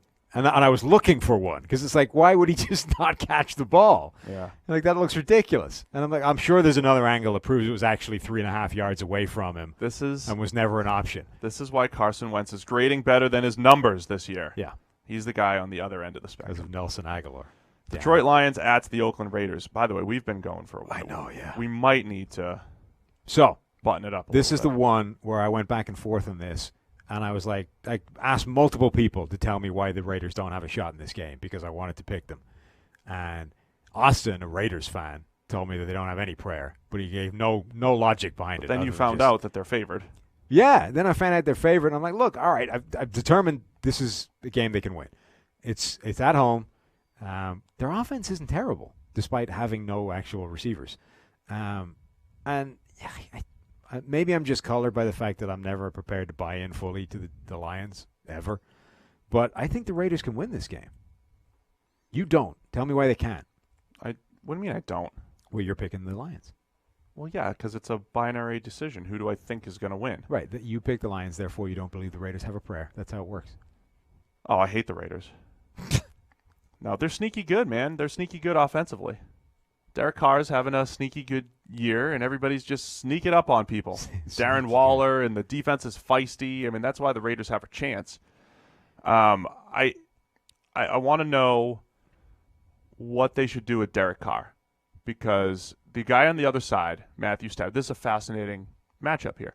Mm-hmm. Matthew Stafford's average depth of target has gone up 4 yards per attempt this year, from like 7 to 11. Yes. Per attempt. And 11 is like off the charts. Good. Yes. Or not good. High. 7, off the charts. 7 is where Derek Carr is right now, bottom of the league, yeah. or shortest.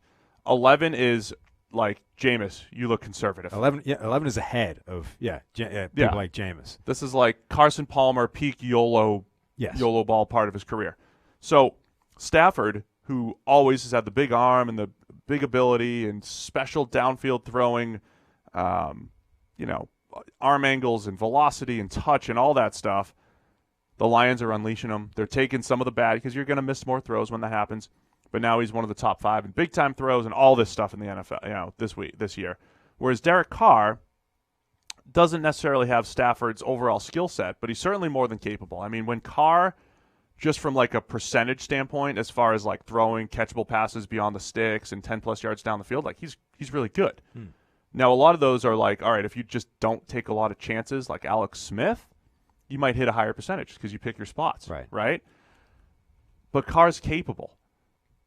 Do you put him on this Stafford? I mean, they were the same guy last year. Short passes. They tied for like the shortest average depth of completion, all this stuff. You think he can even do that? Not can from a, does he have the skill set to, but does he have the mental makeup? If you went out there and told him, all right, you're going YOLO style from now on, would he be able to do that? Or would it be Alex Smith style, where even if you told him to do that, the best you could do is move like 3 paces upwards? Well, I think there's more nuance to that, too, because I don't know that there's ever like a conversation with the offensive coordinator and the QB where it's like, hey, man. You know what, guys? Let's just ball out. Look, I know I told you protect the football, but like forget that for a minute. Yeah.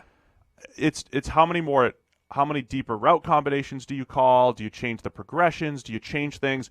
How did the Chiefs trick Alex Smith into throwing the ball downfield and leading the league? Drafted his replacement. That's one way. They drafted his replacement and also said, when you see Tyreek Hill, the best deep threat in the NFL, one-on-one, you chuck it deep. That's it. I'd be interested to know if they had to have that conversation, or if he just went, you know what, the hell with it. Now, when I see Tyreek Hill, like if it was self-done, or if they specifically went, look, Alex, this guy is going to beat man coverage pretty much every time. Just I would the ball be in the air. Very interested to know how that happened. Same. Because that was multiple years of Alex Smith breaking a trend. Every year. Like right? 1 year he broke what he does and went different. I'd be fascinated by that. The Raiders' offensive line has been much better this year. Yeah. Now it's being protected a little bit by that quick pass, shorter stuff. Yeah. But Colton Miller is interesting because he was a little shy of a disaster last year, but he was thrown out there on like a busted ankle, and it was like, dude, that's pretty unfair to the guy. Rookie, clearly not healthy, protecting at left tackle. That's just mean. And I respect you for that, because you're usually the guy that, like, man, you graded at 35. You're terrible. You're usually the guy that jumps on the guy. Okay. Jumps on the guy for having a bad grade, but you did a nice job there. Well, he was unhealthy. You felt bad for him. It was harsh. But this year he's taken a huge step forward, particularly in pass blocking, which obviously is the most important thing, right? Yeah. We saw all last year. There's the number of plays on tape where it's like, oh, God, that would look ridiculous. Like Colton Miller just gets whooped immediately off the snap and bad things are happening. It's still happening, only he's limiting it to the run game at the moment. which, to be honest, is kind of okay. Because, one, Josh Jacobs is like more elusive than almost any other back in the league in terms of broken tackles, yards after contact, et cetera, et cetera. So he's making a lot of it not matter. And then the other thing is, if you're going to be good at one thing, be good at the pass blocking part. Yeah, for sure. Because that's what we need. So Colton Miller taking a step forward, the rest of the offensive line looking good. That's like part of the reason this offense is functioning despite not having a bevy of receivers to throw to. Do you know who has now taken the lead on the Raiders defense for the most pressures? It's certainly not Cleveland Farrell, because No. he's in the lead in leadership, not in pressure. Dude, we said we're not going to do that anymore. Did we? I didn't get that. I did. I made a mental note not to make fun of that anymore. I can't get your mental notes unless you broadcast them in some way, shape, or form. Yeah, You can't that's how we communicate. can't Here. just take it internally and expect me to read your brain. It's got to be Crosby, right? It's Max Crosby. There you go. Fourth rounder? Third rounder. Fourth round. Eastern Michigan. Multiple years of good grading at Eastern Michigan. But yes, he is now, after an 8-pressure outing, he has 17 on the year. The directional Michigans appear to have a disproportionate amount of NFL talent. Yeah. For what they are. They do some nice. They got a Hall of Famer, Corey Davis. They've got a Hall of Famer in Antonio Brown. And they got Max Crosby. So I think it's going to be a shootout. I mean, I think the Raiders won't put enough pressure on Stafford. He'll have some opportunities. I want to see Darren Waller keeping it going. The Lions have some nice athletic safeties, play a lot of man coverage. That should be a good matchup. But I'm expecting a shootout, and I want to see Derek Carr going head-to-head. Did you see the fake mesh vertical that the Raiders ran the other day? I don't think so. You know the mesh play? Uh-huh. So you got We're trying again. So you got the two shallows. This is definitely going to speed the podcast up. Two shallows, right? Everybody runs this. Again, nobody can see this, but sure. Yeah, you get the two shallows. Yep. And then one of them instead of using this guy as a pick to finish the shallow, he used the pick and just kind of like yoinked up the field, and it was great. It was a great play call. I mean, it's not the first time anybody's ever used it. I remember many teams have used it through the years, but it's one of those plays that just like people were running bubble screens over and over and over again. It's like, can you just fake the bubble and run one up the seam one time, please? Like, it should be open all the time. This felt like you run 10 meshes just to get, like, run this half the time. Big play opportunities here. I thought it worked great. So the Raiders are doing a nice job offensively, especially in recent weeks. Yeah. So I went Oakland, you went Detroit. I went Detroit. That's kind of quite an even split. I think it's going to be a good game. It's an even split in terms of PFF. It's going to be a fun one to watch. What do we got? Tampa Bay at Seattle. Yeah, that's right. Tampa Bay at Seattle. Another shootout in this one, too? I mean, is Jameis going to stop? So this is the running thing, right? You expect Jameis at some point to eliminate all the bad and suddenly MVP Jameis, right? Not eliminate all the bad, but just have so much of the good. Most of it, right? Eliminate a large majority of the bad so that he becomes a Carson Palmer, Cam Newton style season, putting it all together and having an MVP year. Yeah. What he appears to have done is done the opposite and almost eliminated all of the good, and now all of it there is bad Jameis. Yeah. That maybe we went the other way. I said maybe we should have used the analysis that says the negatives are actually more consistent. The thing is, the turnover-worthy plays you can cut down on. The straight-up misses, so the turnover-worthy plays fluctuate. Yeah. So the fact that Jameis was always among the league leaders, you were like, oh, okay, 1 year, if he's just 15th or 12th, that was the at logic. Avoiding them, you'd be fine. As far as like missing throws, that'll still kind of be there. Instead, the turnover-worthy throws have like fluctuated the other way. Yeah, right now he has four more than anybody else in the NFL. The big-time throws have fluctuated down. He has almost twice the number of turnover-worthy plays to big-time throws. So he's due for a carry-the-team type of game against Seattle. To put that into perspective, right, the guy he's playing in this game has 22 big-time throws, which leads the NFL, and 3 turnover-worthy plays. Yeah, that's good. I don't know what the math is, but that ratio of 22 to 3 is significantly better than 11 to 21. The other way. So I just think it's ironic that you expected one day to eliminate the high volatility of Jameis and it all to go to MVP level. And actually what's happened is all the good has been eliminated and it's swung the other way. And right now Jameis is just bad. Yeah, no argument. We did a Halloween video on our YouTube channel, right? Yeah, check it out. Down in the horrible, scary death basement next door. It's really bad. And it was, what are the scariest things in the NFL right now? And I was like, anytime Jameis Winston drops back to pass, it's terrifying for the Bucs, which is ironic since that's like their game plan at the moment. That's the most interesting thing to me right now is that Jameis is just all bad almost. Yeah, not great. What are you looking for? Can I throw a wet blanket on Russell Wilson for the rest of the year? Don't do that. He's playing so well. Everything's got to get worse. So leave it. All right. Why can't he just be good? He's got an 87 grade under pressure. That's insane. What's your point? That would be like third in the NFL among all quarterbacks. That won't be. You can't sustain that. God, you are such a kill. People say I'm the killjoy. No, it's Look me. at you. No, because you just stick to old takes sometimes and you kill people. When am I sticking to old takes killing people? No, you're just like, oh, I love this guy, or I don't like this guy, like Bud Dupree. I don't want to give Bud. You don't want to give Bud Dupree any credit. I gave Bud Dupree credit the other day. You don't want to give him any credit. I just used numbers to be the killjoy. Bud Dupree had a good game the other day, and I gave him credit for it. Nice job, man. Thanks. I mean, I'm still not expecting him to be good. Russell Wilson has an 87 PFF grade and 112.5 passer rating under pressure. Yeah. He can't keep that up. Bud Dupree's kind of grading well at the moment. Well, look at you turning over a new leaf. Turning over a new leaf. All right. What the are we doing? Seahawks run the ball just enough to keep Tampa Bay in it, and it's going to be like 28-26. Dude, James is going to toss like 4 interceptions against this defense in the Pacific Northwest. 28-26. Okay. Seattle. Next. We're all taking Seattle. Oh, this is great. This is Cleveland, an irate Baker Mayfield. You know what's next before that, though? Oh, what's next? Manscaped. Yes. Support for the PFF NFL pod comes from Manscaped. They're #1 in men's below-the-belt grooming. You knew that. I did. I know that because I've heard the ad a lot of times. Yes. So they sent us a bunch of products. They did. They sent us a box of them. They're all pretty box. legit. We got to divvy them up amongst the group. They also send us some good talking points. Yeah? Most of which they're like, yeah, you want to blend it into the whole thing. And I'm just like, you know what? Sometimes when you read it word for word, it's awesome. Have they changed, or are they still the Halloween special This ones? is the Halloween special. Or what do we got? Do we want to divvy them up? You take one, I'll take one? Oh, yeah. This is that's your take. This one, the that's yellow your part. one? All right. Inside the perfect package, you'll find their electric trimmer called the Lawnmower 2.0. It's legit. This waterproof and skin-safe technology will protect you from nicking your pumpkins. Today is Halloween. You can also create less mess by trimming in the shower. This is a helpful tip. Manscaped. So you can go to manscaped.com. I've never heard before the euphemism of swapping, nuts for pumpkins. Well, yeah, because in Halloween they're pumpkins. No, I get it. I mean, I'm not saying it's illogical or anything. I've just never heard it before. Listen, I respect our friends over at Manscaped because you can go to manscaped.com. You get 20% off plus free shipping with the promo code PFF. And they have all sorts. It's not just the Lawnmower 2.0. They've also got the anti-chafing performance boxer briefs. They keep your package cool and smelling fresh all day. Well, when combined with the ball deodorant.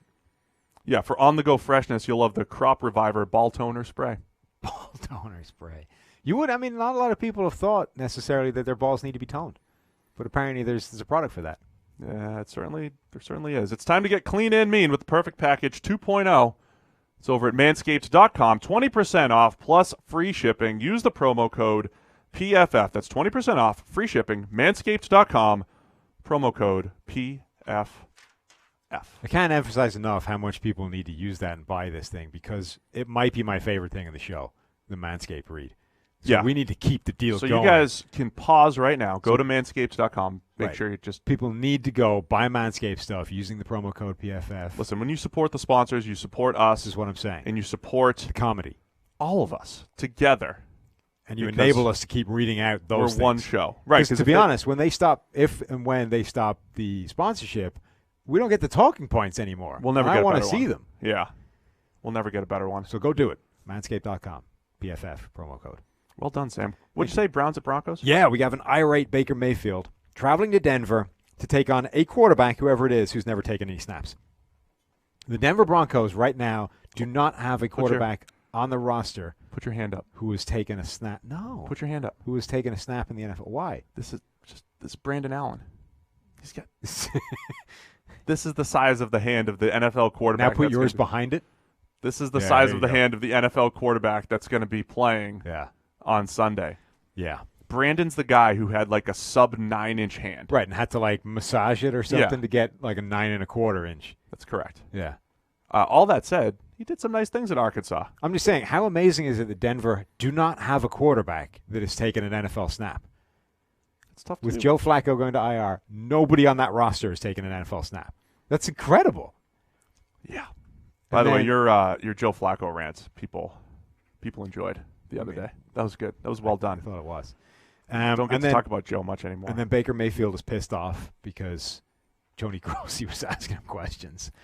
At some point, Baker's got to turn his aggression into playing better. He certainly does. That was an interesting exchange because a huge part of that had to be the fact that it was Tony Grossi and those two kind of hate each other.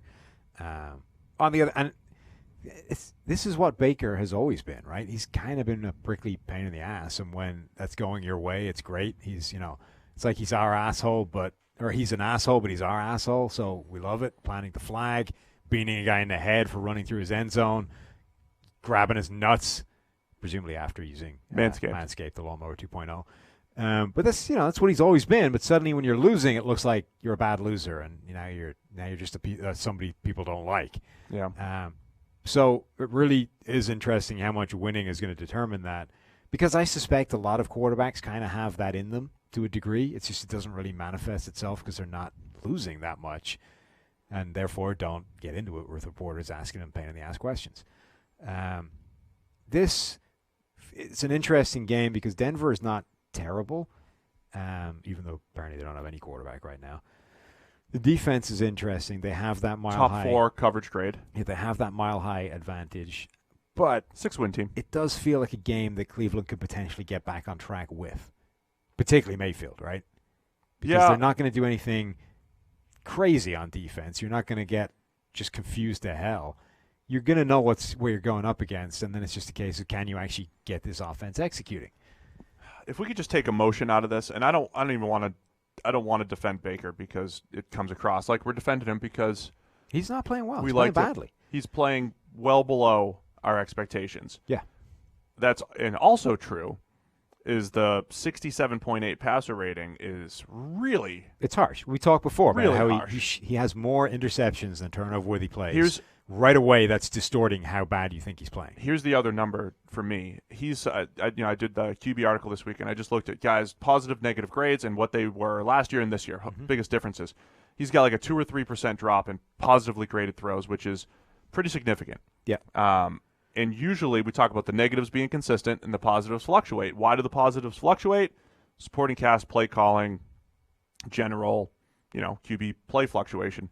So I think you can attribute some of this to everything else, the play calling and all that stuff, right? So some of it's there, some of it's interception luck, and I think if he plays at exactly the same level for the second half of the season, the numbers look drastically different. I think also their schedule gets a lot easier down the stretch as well, so that alone a lot like last year. Yeah, will make him look better.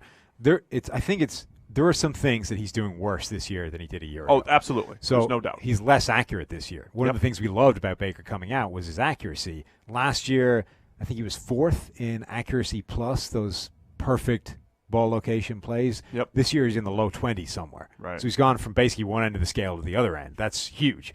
The other thing he's doing is, so Baker, we talked about his tendency. It was nitpicking in college, but now it's a bigger problem. This idea of either getting happy feet in the pocket, trying to bounce out, bailing from clean pockets, trying to play sort of hero ball, running away and doing your own thing. What's become kind of interesting is he almost always bounces to his right when he does this, right? If you look at plays where he's escaped a pocket and tried to scramble and make a throw, he's done that like 55 times this year. 33 of them have been to the right-hand side. Yeah. Right? Almost all of them are to the right.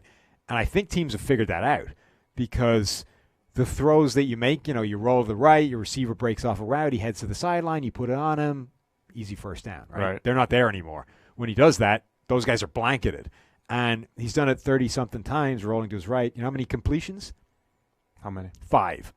Yikes. A pass rating of like 2. Yeah, not good. So teams have figured out what it is Baker does when he has the tendency to make these sort of bail from the structure plays and are shutting that down. So when you kill something that was a positive in terms of being able to play outside of structure, when teams have essentially figured out the tendency that you have, what you do when you do that, and have killed that, then you add in the fact that overall he's been less accurate, the sort of play calling and passing game has been less effective, so the stuff in structure is worse as well. This is the problem with the Browns, is that everything is wrong, but everyone wants to focus only on Baker because he's the quarterback and he's the guy mouthing off to reporters and the guy drawing all of that attention to himself.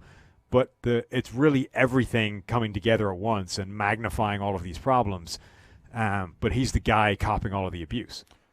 Really quick on the other side, the Browns had Greedy Williams and Denzel Ward on the field together. Yeah. Finally. And it actually made a difference. Yeah. They looked shockingly decent. Aided by a rainstorm. Yes. But they got a shot here. So I'm taking Cleveland. Same. In this one. Everyone except Neil. Does he know about Brandon Allen? It's hard to tell. Man, there's 3 more games. 3 good games to get through. Green Bay Packers at the Los Angeles Chargers. Are you dying? Choked again. Okay.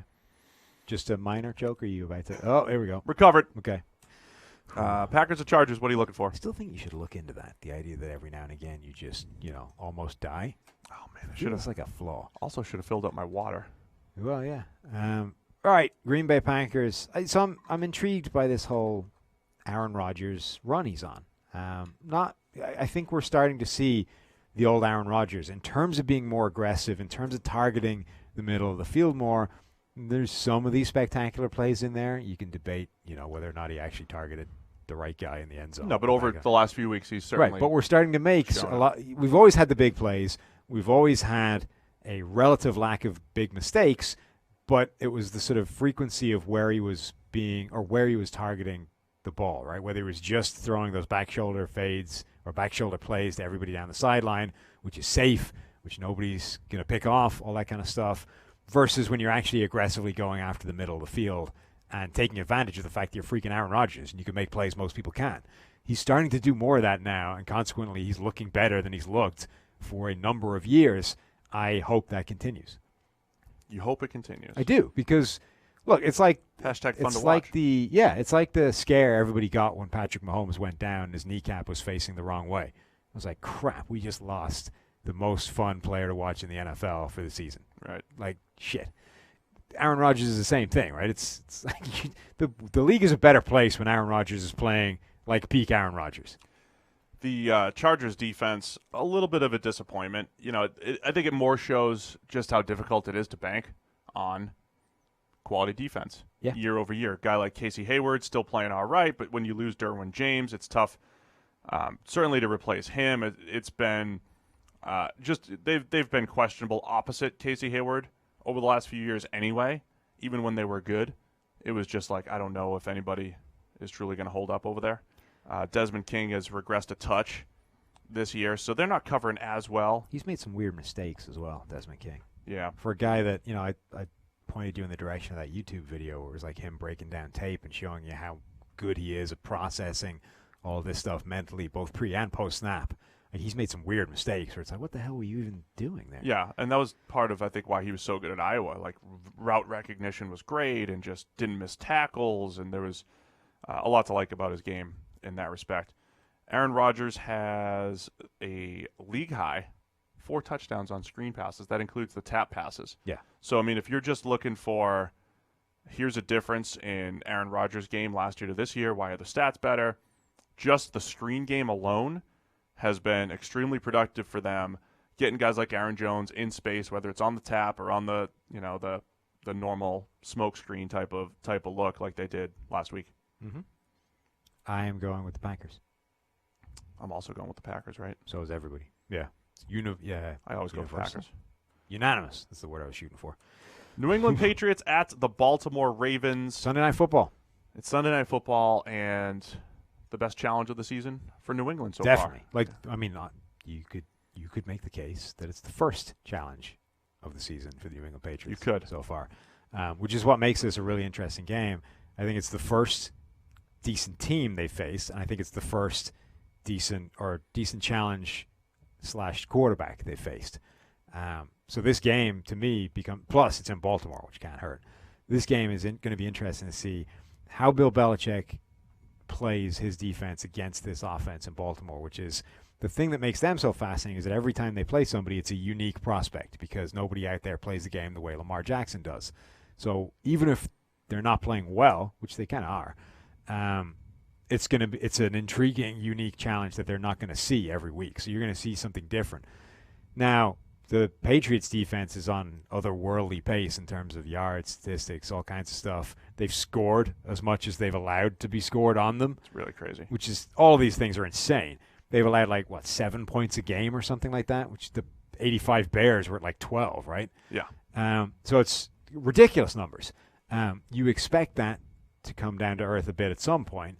But now they have to do it against something they haven't seen before, or at least defended yet this season, which is this idea of Lamar Jackson as a legitimate running threat, a ball carrier on the perimeter, and what that does to the passing game, right? Because just like Louisville, when you have to account for him in the run game that way, suddenly you lose bodies on the back end, and people end up leaking into free space like Mark Andrews consistently, which is why he's Lamar Jackson's number one target. So that's the thing I'm most fascinated by, is this Belichick-Lamar dynamic in this game. That's exactly what I'm looking for, because, when Belichick faces less mobile quarterbacks like Aaron Rodgers, like Patrick Mahomes, Russell Wilson, they always focus on keeping him in the pocket. Mm-hmm. Even if the guys can crush you from the pocket, he's just like, man, I definitely don't want you break and contain. I want to know where you are. Particularly when they play a lot of man coverage. Right. That's the worst thing to happen, right. is a guy breaking loose into the open field when everybody's got their back to him. Right. So that's one of those, they get their edge defenders. They're like, hey, compress the pocket. Don't lose pad level. Don't get behind the quarterback. Compress the pocket. Keep him in. Now, it's always easier said than done because you're facing incredible athletes that can break out. But the goal is always to keep them in, make them win against you, make plays from the pocket. So they try to do that against Aaron Rodgers. Imagine what he's going to do with Lamar Jackson. And then even against an Aaron Rodgers, you're like, okay, I could still play man back there because, okay, if he picks up a 10-yard run here and there, we still want to challenge every throw because he'll pick us apart in zone. I think they're going to try to get really creative, do a ton of pre-snap stuff, and just end up playing a lot more zone than they usually do. I think ultimately they do that. And Lamar has done, if you just talk about improvements, maybe the biggest improvement is the turnover-worthy plays. Because last year, I used the fumble grade a lot, second worst fumble grade in the NFL. This year, it's in the 70s, which is good. And he's just behind Brady in turnover-worthy play percentage, avoiding them. Brady's third, he's fourth. So Lamar's doing a really good job of taking care of the ball. Yeah. And you could say, and it kind of goes back to what we said before, like it's if you get more favorable looks or if teams, you don't have to force passes if you can take off and pick up some yards with your legs and you pick your spots and all that stuff. So it'll be a great matchup. I think the other side's a really great matchup too because you got those playmakers in Marcus Peters and Earl Thomas. You have a Patriots offense that's still trying to find their way. They're not great right now. Want to see how much they can, really incorporate Mohamed Sanu and Julian Edelman. I mean, this is allegedly the Patriots take the first half of the season, figure out what they are, and then it's like, all right, we're getting into November, guys. Let's start to get good at some stuff. Let's see what we're good at. Yeah. I don't truly believe all that because it's like, all right, they're already 8-0. How much better are they going to get? But they really want to find what their identity is on offense, and they got to figure it out in these next couple of weeks. Yeah. Their sort of biggest weakness on that offense might be the offensive line in spots, but Baltimore doesn't necessarily have the horses to take advantage of it. Our biggest criticism of the Ravens defense has been this lack of legit pass rush, particularly on the edge. So can they take advantage of the fact that the Patriots have some holes on that offensive line, or is it just a sort of neutralization of both, right? You don't have any pass protection. We don't have any pass rush. There's going to be no pressure in this game. The Ravens also have the style of defense that has given the Patriots some trouble in recent years where they'll scheme up some 5-man pressures. Yeah. And they don't have to win a bunch of one-on-one matchups. They'll just kind of find a way to grab a free rusher, play a little man coverage behind, and challenge some throws. So they've got the weapons. They get the weapons on defense. It should be a great matchup. Yeah, I think this is one of my favorite matchups of the week. I'm happy it's on Sunday Night Football, where we shall be watching in primetime. Are you going to be waiting all day for Sunday night? Yeah, just like the song. It's a fallacy. I'm going to watch football all day, and then Sunday night's going to, turn up, and I'm going to watch more. I'm going to watch more football. Whatever. The song says waiting all night, so that's what I'll be doing. Who are you taking? Who am I taking? The Patriots. We have Neil and Nathan and Solly all taking the Ravens. Mm-hmm. I don't think they're crazy, but I'm leaning Patriots. So it's either going to be one of those games where where Lamar, maybe both things could happen. Lamar carries the ball like 12 times for like $140, and it's prime time, and it's like, wow, this is incredible. Or he's going to go like 9 for 28 passing. Or both things are going to happen, and that's going to keep the Ravens in.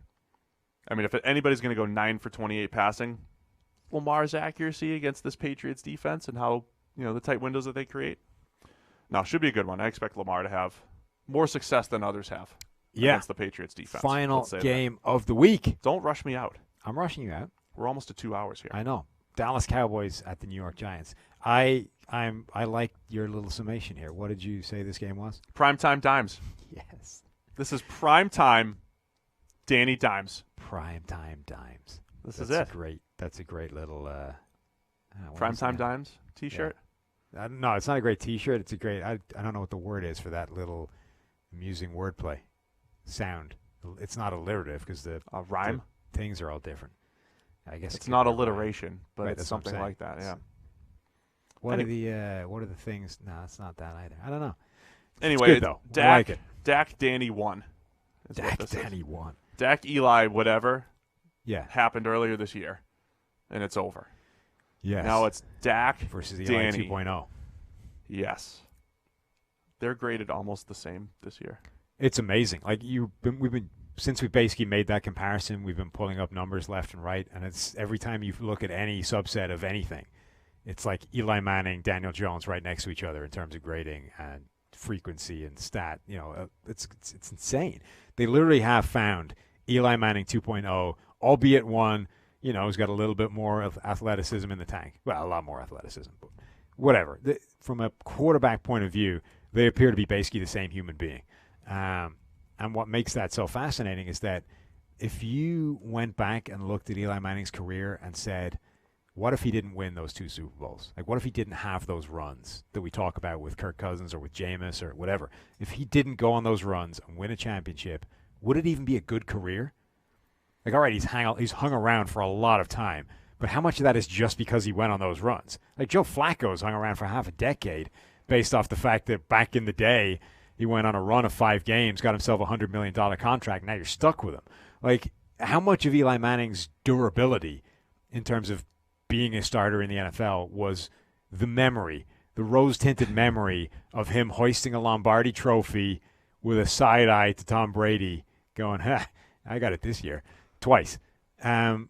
If you take those away, and obviously you can't, right? He got them. But if you said that you're going to have that same guy repeat his career, I mean, he probably wouldn't go on those runs again because they're unstable. You don't know when they're going to come. You could also take Eli Manning's career and then in 2014 make a reasonable decision to start flirting with other quarterbacks. Yeah. Like you could also just have made the decision 4 years earlier. Sure, but to move on. My point is that overall, if he is an Eli Manning, he needs to time a run like Eli Manning in order for that to be a good thing. I know what you're saying. Like Kirk Cousins, right? If Kirk Cousins keeps being this roller coaster and times his amazing run from week 3 to week 9 every year, or he needs to time it from week 17 through to the Super Bowl. Otherwise, it's not a good thing. Otherwise, it doesn't help you any, right? Those guys that are high volatile, you either need them to sustain it all the way through a year, or you need them to time their run from the end of the year through to the Super Bowl where you can actually make a difference the same way Flacco did, same way Eli did. The thing with Eli, they missed the playoffs so many times because he was a roller coaster, right? Yeah. So you can't, like if Cousins is terrible the entire season and they don't have a playoff run for him to get hot, then they don't have one. Yeah. That's what happened to Eli. Right. He didn't even have a playoff run to get hot at most of his career.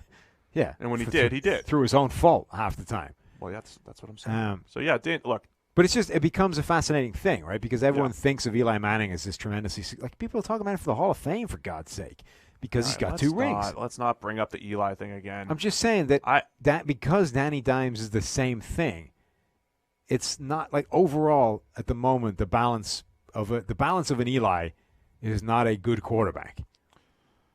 Yeah. And so far, Danny Dimes is trending in that direction, which is to say he makes way more mistakes than he does good things. I'm not ready to say that completely. I'm not ready to say it is because, small sample sizes, yada, yada, yada. But that's what it looks like. What the hell has just been tweeted with us in space helmets? What's going on? The podcast people have tweeted things with us in weird space helmets. Hang on. They've also tweeted the pics, so I'm going to mute that. Yeah, let me mute the pics. But wait till I find this for you. Mute this conversation. Or was that a while ago? It's not that I don't want your feedback on our picks. I just don't want your feedback on, say, Ratcliffe's picks and Nathan's picks and Sam's picks. I don't want 7 million. And actually, most of the feedback is like, you idiot, you didn't pick my team. So yeah, I don't want that. Bring some stronger analysis. You guys, bring some stronger analysis. Anyway, I like this NFC East. You got Dak, you got Wentz, you got Daniel Jones. They're all you got the Redskins. What is this? Yeah, I don't know what that is. We're in space helmets for some reason. I don't know why that is. Why are they one-bar kicker helmets? One-bar kicker helmets? Apparently it's a special Halloween edition of our podcast. Man, we really should have dressed up. I've dressed up. I'm creeping back. Did you see Renner and Austin dress up for their podcast? They did. You guys got to check that out. Yeah, Renner dressed up as John Dorsey, and Austin dressed up as Baker Mayfield. So it's on the YouTube channel already. Quite the sight to see. And if you're not listening to their podcasts, download it in your audio medium of choice. 2-for-1 drafts. 2-for-1 drafts. Or hit it on the YouTube channel. Anyway, I walked in today. I was like, man, John Dorsey is here. Yeah. I didn't see Austin until the show. I saw Renner just hanging out at his desk. Yeah. Look, all Dorsey style. So, okay, if I'm not allowed to compare Danny Dimes with Eli Manning, what are you talking about? I don't know. Danny does some nice things. He does some bad things. Let's see if we can cut down on the mistakes here against Dallas. Isn't that like the Eli Manning conversation for the last 10 years? Yeah, but you got to put a little bit more hope behind it for the Giants. Why? Or does a Giants fan say, heck yeah, I'll take Eli Manning? Well, that's the thing. They probably would because Eli Manning won 2 Super Bowls. But I can't assure you those Super Bowls. There All right, now we're going in circles. Mm-hmm. Dak's playing pretty well this year. Should be able to keep it up against this Giants secondary. Giants traded for Lenny Williams. Lenny, yeah. Larger Lenny. Yes. Even larger Lenny. Leonard Williams. Dexter Lawrence is playing great against the run. I mean, the Giants where they needed to stockpile bodies was in the middle of that defensive line. They got it just in time to slow down Zeke. Perfect. No, this should be a good matchup. I want to see.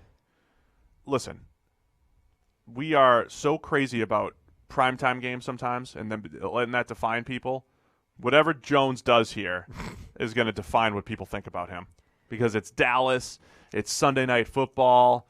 If he's great, people are going to love him again. Yeah. Well, if he's not great, they're going to be like, why were we hyping him? This is 100% true, right? If Daniel Jones has one of his better games in this game, everybody who was taking victory laps after start 1 will be back for another round. Like, see, told you. You're writing him off, you moron. I think there's a lot of people who already are. It doesn't even matter what he does, though. They're just of that mind. There's no way though that anyone taking a victory lap, including the Giants' Twitter, by the way, after his first start, the last few weeks has got to have had been hiding behind their hands, going, this is, yeah. Hopefully nobody digs up that tweet again, otherwise I'm going to look kind of stupid.